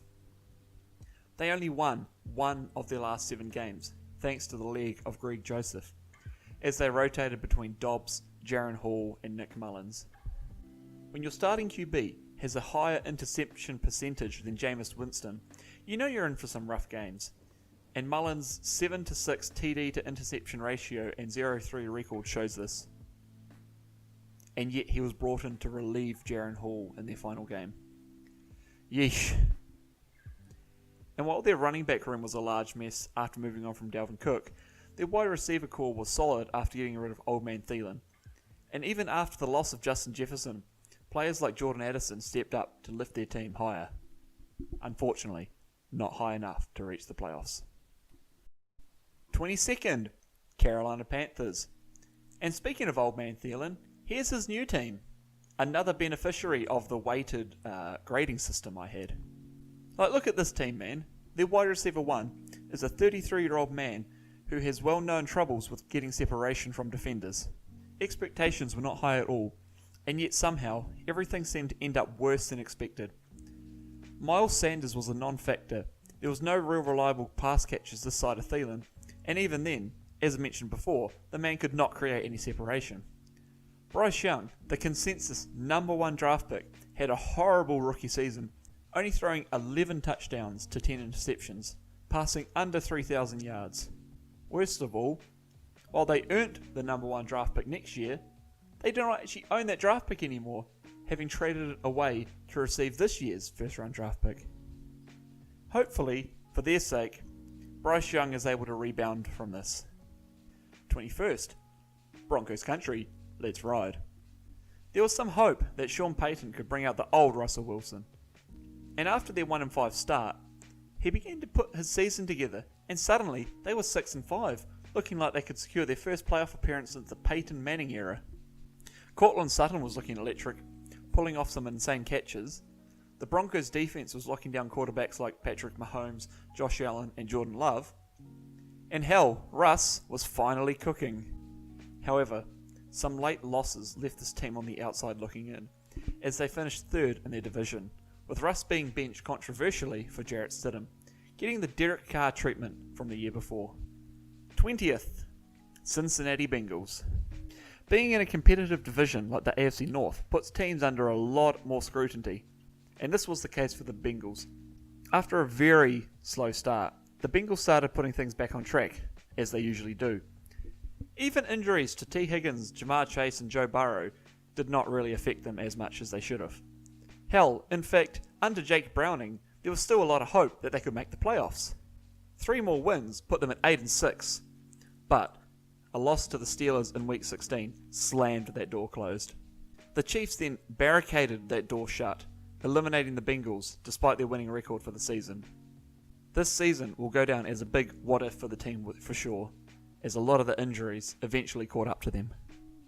19th, New Orleans Saints. This is a team who was left ruining some of their losses earlier this season, as despite beating the Falcons in Week 18, the Tampa Bay Buccaneers took the AFC South and left the Saints out in the cold. Derek Carr had a very up and down season. He put up 34 unanswered points against the Patriots, but the week before had only just struggled to put up 9 points. And it's not like he didn't have weapons. Chris Olave, Michael Thomas, Alvin Kamara, Taysom Hill, and Pro Bowl Rashid Shaheed made up a very solid core, but a core that just wasn't enough to get this team to the playoffs. 18th, Arizona Cardinals. So, who saw this team winning more than one game this season? Everyone knew this team wasn't competing this season due to the injury to Kyler Murray, which would keep him out of action until Week 10. But the aforementioned Josh Dobbs sure did put up a fight. Aside from the upset of the Dallas Cowboys, he kept games against the Commanders, Giants and Ravens to one-score games. And Kyler himself upset a few teams like the Steelers and Eagles. They still only ended up winning 4 games, but not only do they have the 4th overall pick, but they also have the Texans' first round pick as well. A bad season on paper, but a great season for the future. 17th, Indianapolis Colts. A lot of people wrote off the Colts as soon as A-Rich was done for the season, but Gardner Minshew helped steady the ship, leading to a win and in-game against the Texans in Week 18. Jonathan Taylor had a bounce-back year, and Michael Pittman Jr. was his usual reliable self. But some of their close losses to the teams like the Rams and the Browns earlier in the season, thanks to some horrendous reffing decisions I might add, as a Browns fan, came back to bite them. Overall, a very impressive season considering everything that went on, and fans should be very excited about their future. 16th, Jacksonville Jaguars. Okay, so there was a 99% chance that this team clinched the AFC South and made the playoffs. So now that their season is over, the Texans are the AFC South champions and the Jags season is over. So what went wrong? Well, Trevor Lawrence was playing through a few injuries and this really affected his play. And Calvin Ridley, who was going to be one of Lawrence's top weapons, went missing way too many times this season. They lost 5 of their last 6 games, and the only reason they won that last game was because they were taking on the 2-win Carolina Panthers. A very disappointing end to a very promising season. 15th, Seattle Seahawks. Well, this season just sort of happened, didn't it? Once again, the teams found themselves in a situation where they needed to win, followed by the Packers losing. And while they will not be in the playoffs this year, they still had a solid season. Their defense somehow improved on the last year, and JSN is looking like an excellent prospect behind Lockett and Metcalf. Hell, even Drew fucking Lock won a game this season. Anything is possible. 14th, Tennessee Titans. While this was a very bad season for the Titans, things are actually on the up, despite firing their head coach. The youth they have put their trust in, like Will Levis and Tajay Spears, have had some bright flashes during the season, giving a positive outlook for the future. Not many people thought the Titans would be competing this year, and they were right, but they sure managed to take the Jags out with them. 13th, Dallas Cowboys. When dem boys were hot, they were hot, but goddamn could these guys forget how to play football sometimes. This team would shut out the Giants 40-0, then lose to the Cardinals. They'll put up 40 points in 4 of their 6 games, and then only just reach 30 in the next 2 combined. In the end though, it doesn't matter as they clinch the competitive NFC East and sit as the 2nd seed in the NFC. This was written before the playoffs, if you couldn't tell. CeeDee Lamb was a dominant force in the pass catching area, backed up by the evergreen Brandon Cooks and second-year tight end Jake Ferguson, and their defense was a fucking killer, even after losing Trayvon Diggs and Leighton Vander Esch. Thanks to Deron Bland and his record-breaking 5 pick-sixes this season, the Cowboys scored a total of 6 touchdowns on defense, to go along with their 46 sacks, 14 forced fumbles, and 16 interceptions. Oh, and I haven't even mentioned that in his rookie year, Brandon Aubrey put up 35 consecutive field goals before missing one. This included him being 10 for 10 on kicks over 50 yards. The only concern was the regression of Tony Pollard. However, he is coming back from tightrope surgery, so a big year is on the books for him next year. 12th, Las Vegas Raiders. Remember what I said about the Chargers? How they could have been dominant in a very weak division? Yeah, that's what the Raiders set out to do after dropping Josh McDaniels. After the Jimmy G, and I guess Brian Hoyer, experiment failed, they put their trust into Aidan O'Connell, who had his ups, like his 63-21 game against the Chargers, and his downs, like the 0-3 game against the Vikings. And while yes, they still lost 4 of the last 9 games, 3 of them were only 1-score games, and the one game that wasn't, they avenged a couple weeks later in a 20-14 win over the Chiefs. Overall, while the downs could be bad, these guys ended up punching above their weight, thus ranking so highly. 11th, Philadelphia Eagles. For a while, the only team that put Jalen Hurts on the back foot was Zach Wilson's Jets. AJ Brown continued his dominance, being backed up by the excellent Devonta Smith and Dallas Goedert, and their defense was strong as ever. However, the second half of the season, this team went 1-5 to end their season as only the 5th seed, with back-to-back losses to the Cardinals and the Giants. And while DeAndre Swift had his moments, there is still some concern about his run IQ. Despite this team is still a strong team and should have a good playoff run ahead of them. Once again, I must say this was written before the playoffs started. Baker Mayfield, baby. 10th, Los Angeles Rams. No Cooper Kupp? No problem. We can just find another one. It turns out that 2022 was just a blip on the radar for Matthew Stafford, as he proved this year. Entering the bye at 3-6, the Rams only dropped one game, and even then, there was an overtime loss to the Ravens to clinch themselves a spot in the playoffs. And this is all thanks to Kyren Williams and Puka Nacua. Puka Nacua took over as Stafford's favourite weapon whilst Cooper Kupp was recovering from injuries, and Kyren Williams took over as the RB1 after the Rams shipped Cam Akers, remember him, off to the Vikings, and managed to rack up a 1,000-yard rushing season despite missing 5 games. This is looking like the dominant squad that won a Super Bowl a couple years ago. 9th, Buffalo Bills. Josh Allen has 2 wolves inside of him. The I'm going to dominate this game in the air or on the ground, try and stop me. And the fuck it, Jordan Whitehead is down there somewhere. Remember how I said there was a 99% chance for the Jags to qualify for the playoffs? There was a 0.2% chance that the Buffalo Bills would finish as the 2nd seed in the AFC. And yet, here we are. Allen didn't do this alone, obviously, with Stephon Diggs being his usual self, and James Cook coming in clutch when needed. Also, Gabe Davis had a few good games. What could hold this team back, though, is injuries, especially in the defense.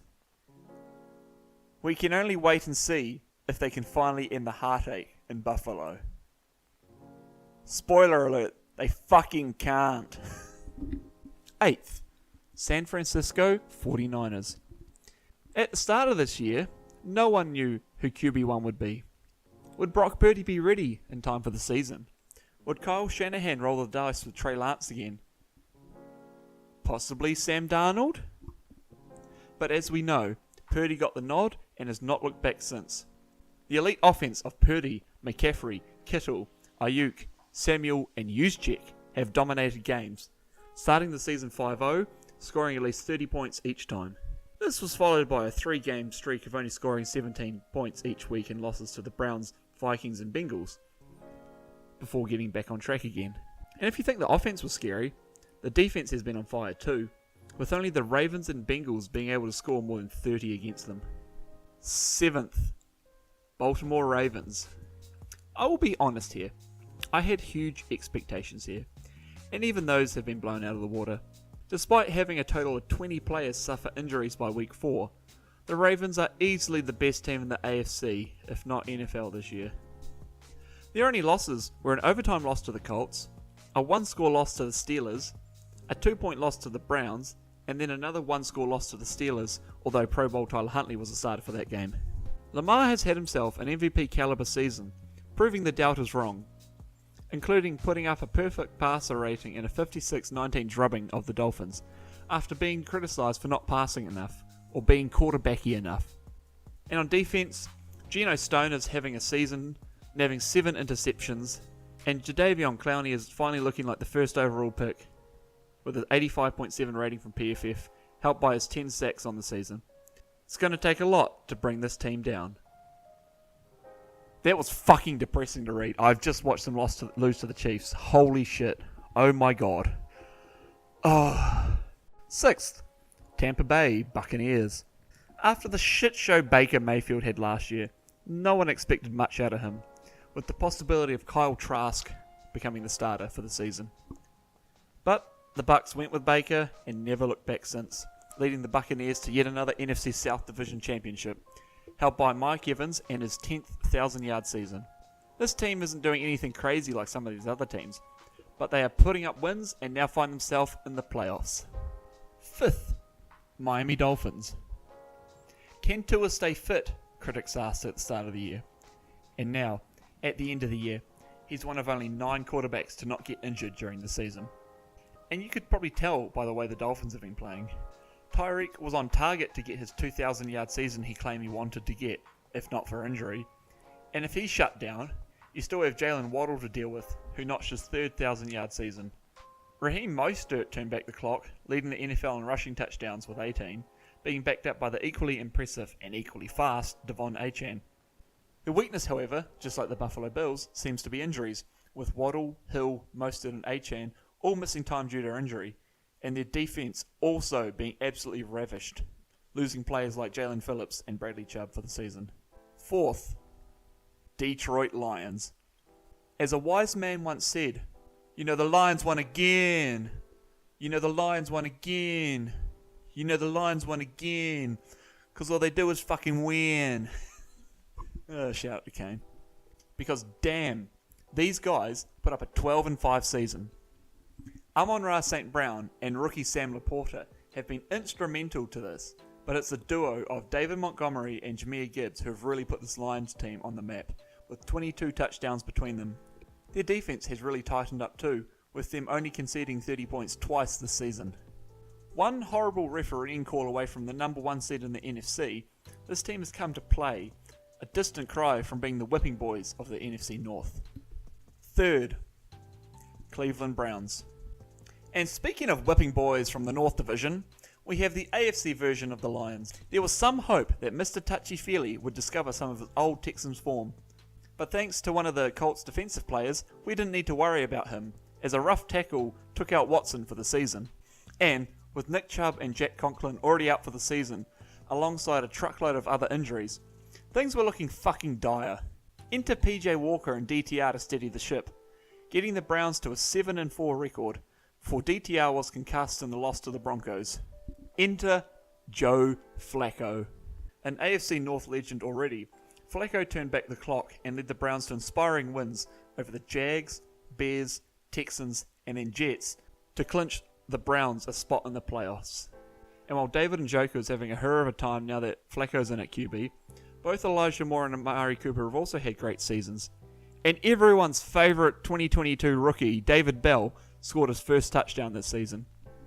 As for the defense, well, the defense has been putting in work, shutting down opposing QBs and stifling the runs, with 7 games having the opposition score 20 and under, including a shutout of the Clayton Tune-led Cardinals. But honestly, MVP for the season is Dustin Hopkins, absolutely snubbed by the Pro Bowl and All-Pro team. 6 of the Browns' 11 wins have come in one-score games, including wins against the 49ers and Colts, where Hopkins kicked the winning score in the dying seconds. A vast improvement over Cade York. Second, Green Bay Packers. Oh no, Jordan Love has had some bad games. Does this mean the Packers have an issue at QB for the first time since 1992? Of fucking course not. From being 3-6, the Packers only dropped 2 more games en route to the playoffs again, with Jordan Love looking like the franchise QB this organisation is known for churning out. And while injuries have hampered Aaron Jones' season, the young receiving core of Romeo Doubs, Dontavian Wicks, Luke Musgrave, Jaden Reed, and the when healthy Christian Watson have been supporting Love greatly and are a huge reason why we see them in the playoffs. First, Houston Texans. When Lovie Smith knew he was being released as Texans head coach, he instructed Davis Mills, who himself expected to be replaced next season, to throw a final second TD to make sure the Texans did not get the first overall pick. Everybody was memeing on the Texans, saying they can't even lose right. But yet here we are. The AFC South champions, led by franchise quarterback CJ Stroud. Stroud, replacing the hole left by that sexual deviant, connected well with Tank Whitdell and Nico Collins this season, having ended up throwing it for over 4,000 yards and 23 TDs for only 5 interceptions and a QB rating of 100. This is a far cry from the team who could only win 3 games last season, and the future is bright for the Texans. The Fab Awards are up next, and unlike last year, which had a lot of numbers and not much else, these have been broken up into a few mini awards. First up is the most fabulous owner, which goes to Brad for spending all of his fab by week 4, picking up Puka Nacua and Kyron Williams with his $100. Next up is the Cheap Ass Motherfucker Award for the player who lost the most waivers by being outbid. This is also won by Brad, who lost out on 4 players, which makes sense as he had no fab to bid with. Our third award is the best value player for the most points per dollar. I do have to add that I did not count any player who had 0 fab spent on them, or any player which only had $1 spent on them. So sorry to Adam Thielen, Derek Carr, and Jacoby Myers, who are 3rd, 2nd, and 1st, respectively. In 3rd place, we have Hunter Henry. For every $1 Brooke spent on him, after Twitter told him it was going to be his season, Hunter Henry was worth a solid 14.67 points. In 2nd place, we have another Patriot, Demario Douglas. Matt also spent a whole $2 on him, and in return, he scored 17.9 points per dollar. Before I reveal who number 1 is, I have a couple of honourable mentions. Puka Nacua had $20 spent on him, but despite this, still put up more than 10 points per dollar. On the other side of the spectrum, Devon Achane had $70 spent on him, rewarding Kane with only 0.86 points per dollar. Lastly, we have Noah Brown, who Matt picked up for $11, only for him to miss the last 2 seasons and score 0 points total. Anyway, in 1st place, we have another tight end. After becoming a minor meme, after being picked up and dropped by the same guy like 4 times in a different league, Hamish wagered $2 on Logan Thomas and was rewarded greatly with 38.9 points per dollar. Lastly, we have the Not Moneyball Award for the team which had the most fab spent on it. In 3rd place, we have the Dolphins. Most of the $75 spent on them came from the aforementioned Devon Achane bid, but we also had $5 from Raheem Mostert, Brad's version.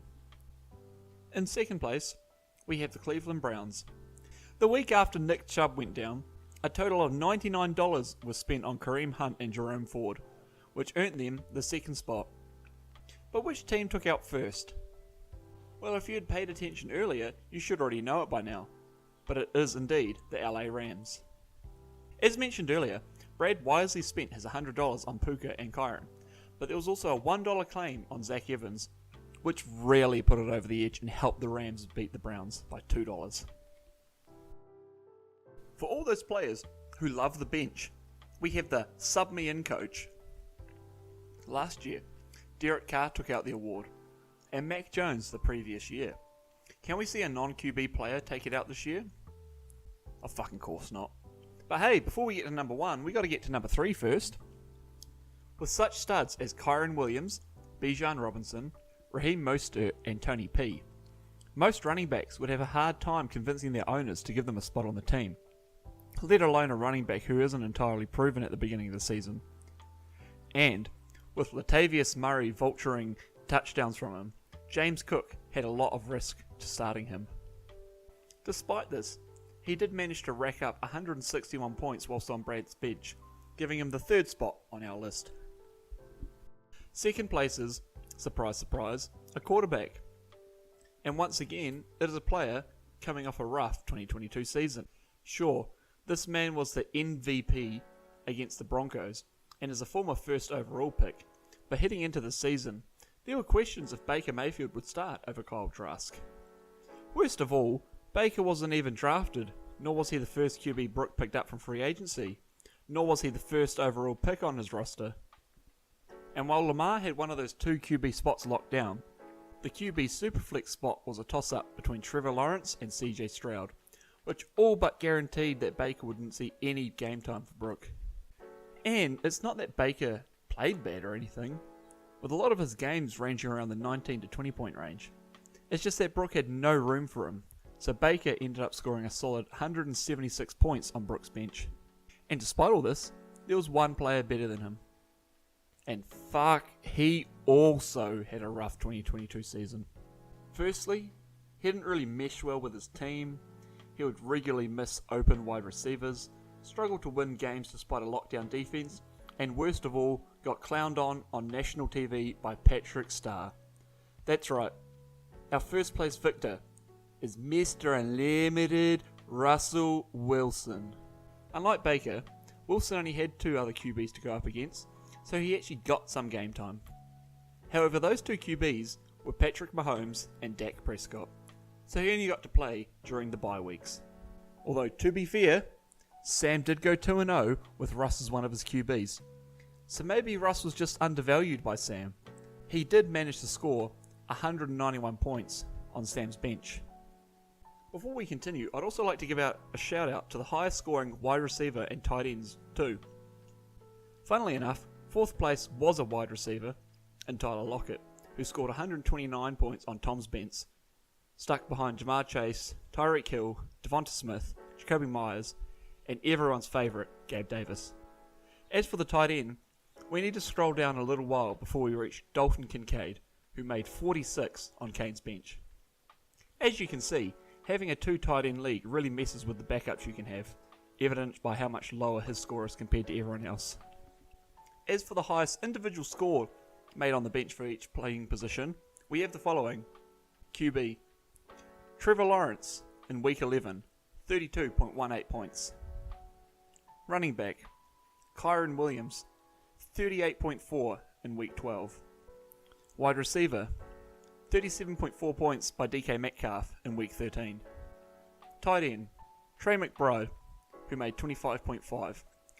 And also, just a quick shout out to McBride, as without him, I'd have had to have counted quarterback Taysom Hill for the tight end role, as Sleeper has him listed as a tight end and quarterback, and has scored 22.68 points on the bench. Lastly, the highest scoring bench goes to Brooke, whose 1,054 points scored by his bench over the season is a solid 100 away from second place. And this is probably due to his week 12 bench, which was the highest single week bench, scoring 150 points, which not only outscored Brooke's active squad, but would have also earned Brooke a median win. Before we continue, I would like to introduce the 2023 Doiz Fantasy Pro Bowl. As we do not have kickers and defense anymore, I replaced them with 2 tight end spots. AFC, Josh Allen, quarterback. Lamar Jackson, quarterback. Travis Etienne, running back. Joe Mixon, running back. Josh Jacobs, running back. Tyreek Hill, captain, wide receiver. Keenan Allen, wide receiver. Jamar Chase, wide receiver. Stephon Diggs, wide receiver. Travis Kelce, tight end. Evan Ingram, tight end. Mark Andrews, injured, replaced by David Njoku, tight end. Backups: Patrick Mahomes, quarterback. Justin Herbert, injured, replaced by Tua Tagovailoa, quarterback. Breece Hall, running back. Michael Pittman Jr., wide receiver. Dalton Schultz, tight end. Devontae Adams, flex. NFC: Jalen Hurts, quarterback. Dak Prescott, quarterback. Christian McCaffrey, captain, running back. Alvin Kamara, running back. Bijan Robinson, running back. CeeDee Lamb, wide receiver. AJ Brown, wide receiver. DJ Moore, wide receiver. Amon-Ra St. Brown, wide receiver. TJ Hawkinson, injured, replaced by Cole Kmet, tight end. Sam Laporta, tight end. George Kittle, tight end. Backups: Brock Purdy, quarterback. Sam Howell, quarterback. Tony Pollard, running back. Mike Evans, wide receiver. Kyle Pitts, tight end. Devonta Smith, flex. Once again, if a player you think should have made the list but isn't here, it's mostly due to the fact that they made big scores on the bench, or that their owners absolutely fucking hated them. Next up is the Diamond in the Rough Award for the player who averaged the highest point total whilst not being part of the initial draft. Isaiah Pacheco won this last year and was rewarded by being picked round 10 of the draft this year. However, this also rules him out from winning this award this year. So, whoops. Now, obviously, this would be very skewed in favour of those picked up early on in the season, so that's why I'm only taking the average points scored whilst active. I've also excluded those who had only been used for 1 week, in the idea of fairness. So let's begin. In third place is a sneaky wide receiver in Cortland Sutton. Whilst Brad only used him for 2 of the 6 weeks he had him, Sutton was still good enough to average 15.9 points per game, which is a fairly decent score. Also, this spot had a lot of 1 weekers that could have been occupying this, such as Donta Foreman, Gardner Minshew, Jerome Ford, and Jake Browning, just to let you all know. Second place goes to a player who was brought in as a pre-season waiver wire addition due to drafting an injured player and becoming a staple of their team. I am talking about CJ Stroud.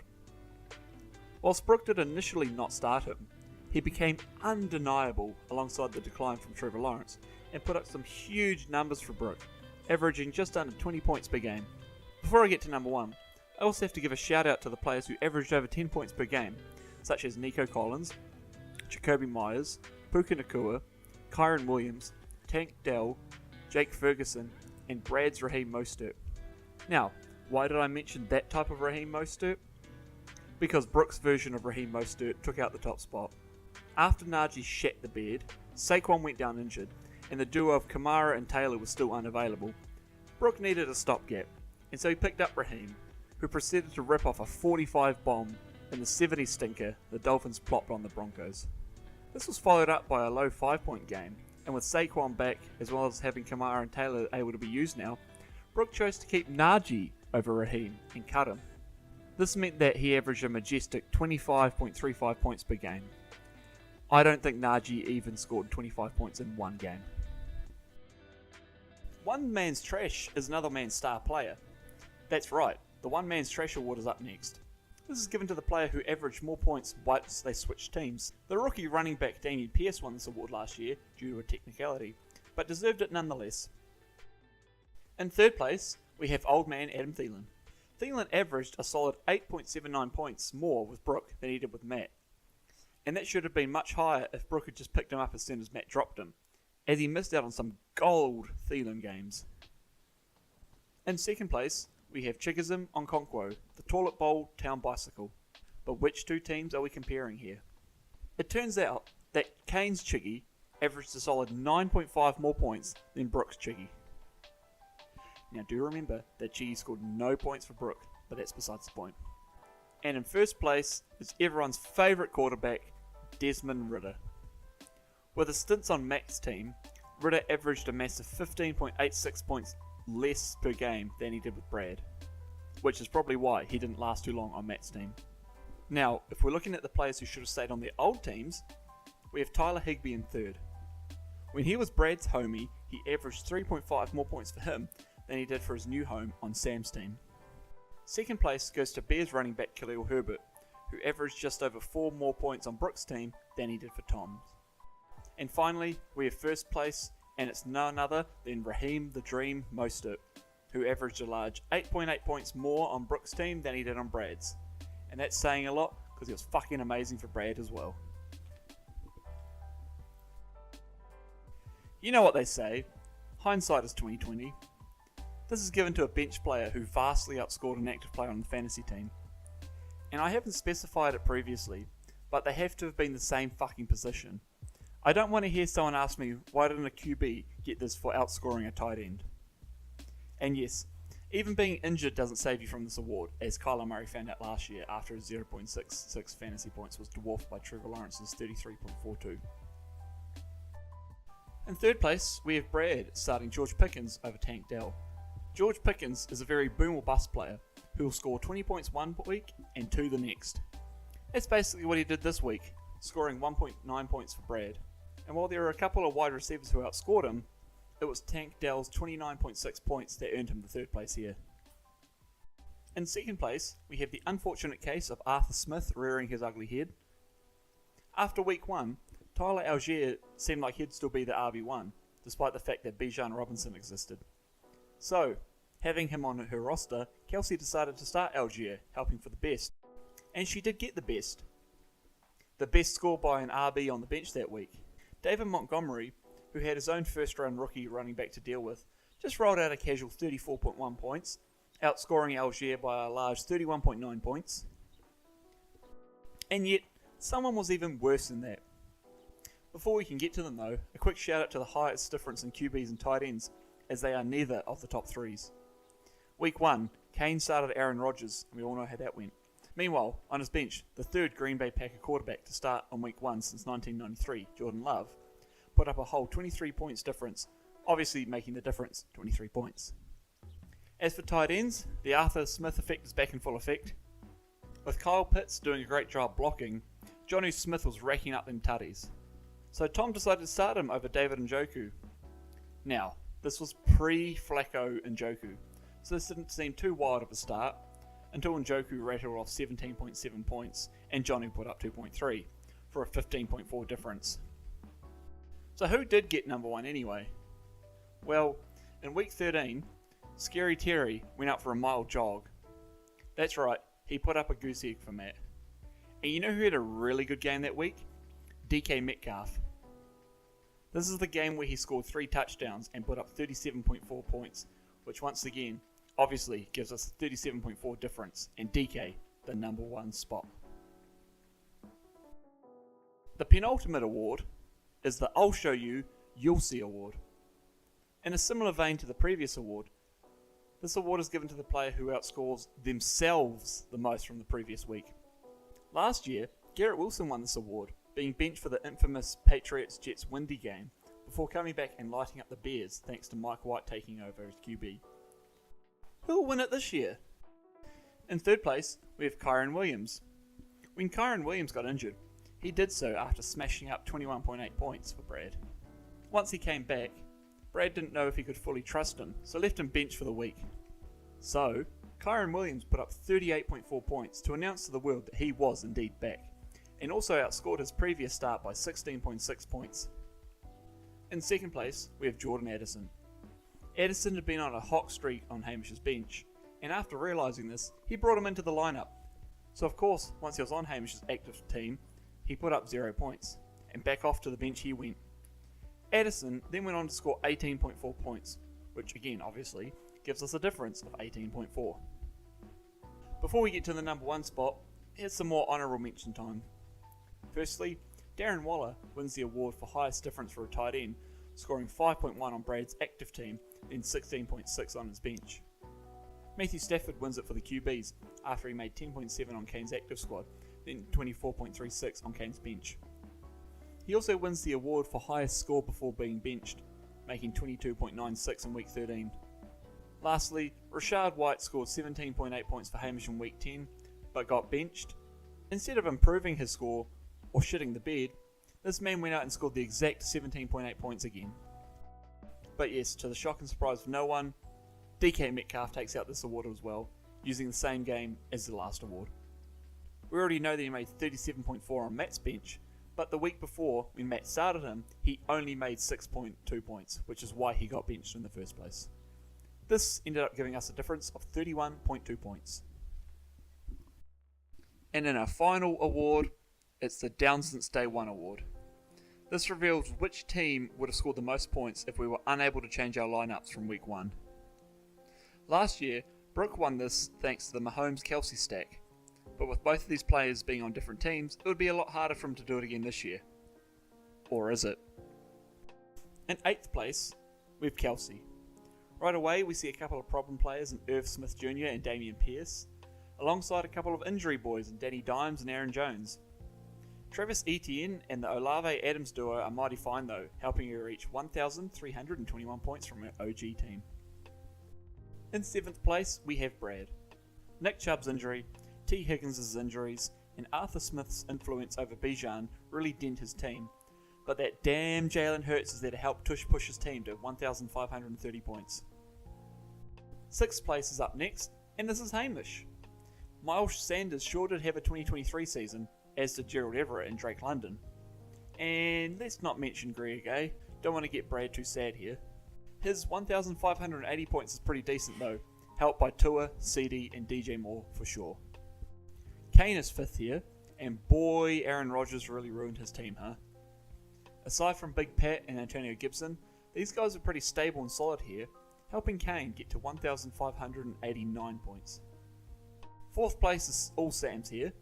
Mahomes is good, AJ Brown is good, Dak Prescott is good, Ramondre Stevenson, Dallas Goedert and Mike Williams would have been good if not for injuries, and Sam's 1,644 points is a pretty solid get here. To answer the question asked earlier in this award, no, Brook cannot go back to back. Instead, he comes in at third here. Only Chickasm on Conquo really let him down here, although his running backs are a little light on points. Once again, Mike Evans brings the goods, and Sam Laporta was excellent in his tight end role, bringing Brook to 1,754 points. Second place goes to Tom, which is surprising as I thought he'd knock out that top spot for sure. And then I see that he started Cam Akers, and it all makes sense. Even Kirk Cousins could be considered a bad start due to his injury, but then you see players like Tyreek, Jamar and Justin Herbert, and you understand why that he only got 1,804 points. So yeah, Matt is number one here too. And like, look at this fucking team. CMC, DK, Kittle, Allen and Purdy were all excellent. A-Rich and Jay Jettis were solid when healthy, and Jake Ferguson low-key underrated. He best Tom by 43 points, coming out at 1,847. This brings to an end another year of fantasy football. Congratulations again go out to Tom for winning the whole thing. But more importantly, congratulations go out to Kane for winning the Toilet Bowl trophy. Thank you for staying with me through this long ass video, and I'll see you guys again tomorrow for some lovely Madden franchise mode, where we finally have reached the playoffs. Bye guys.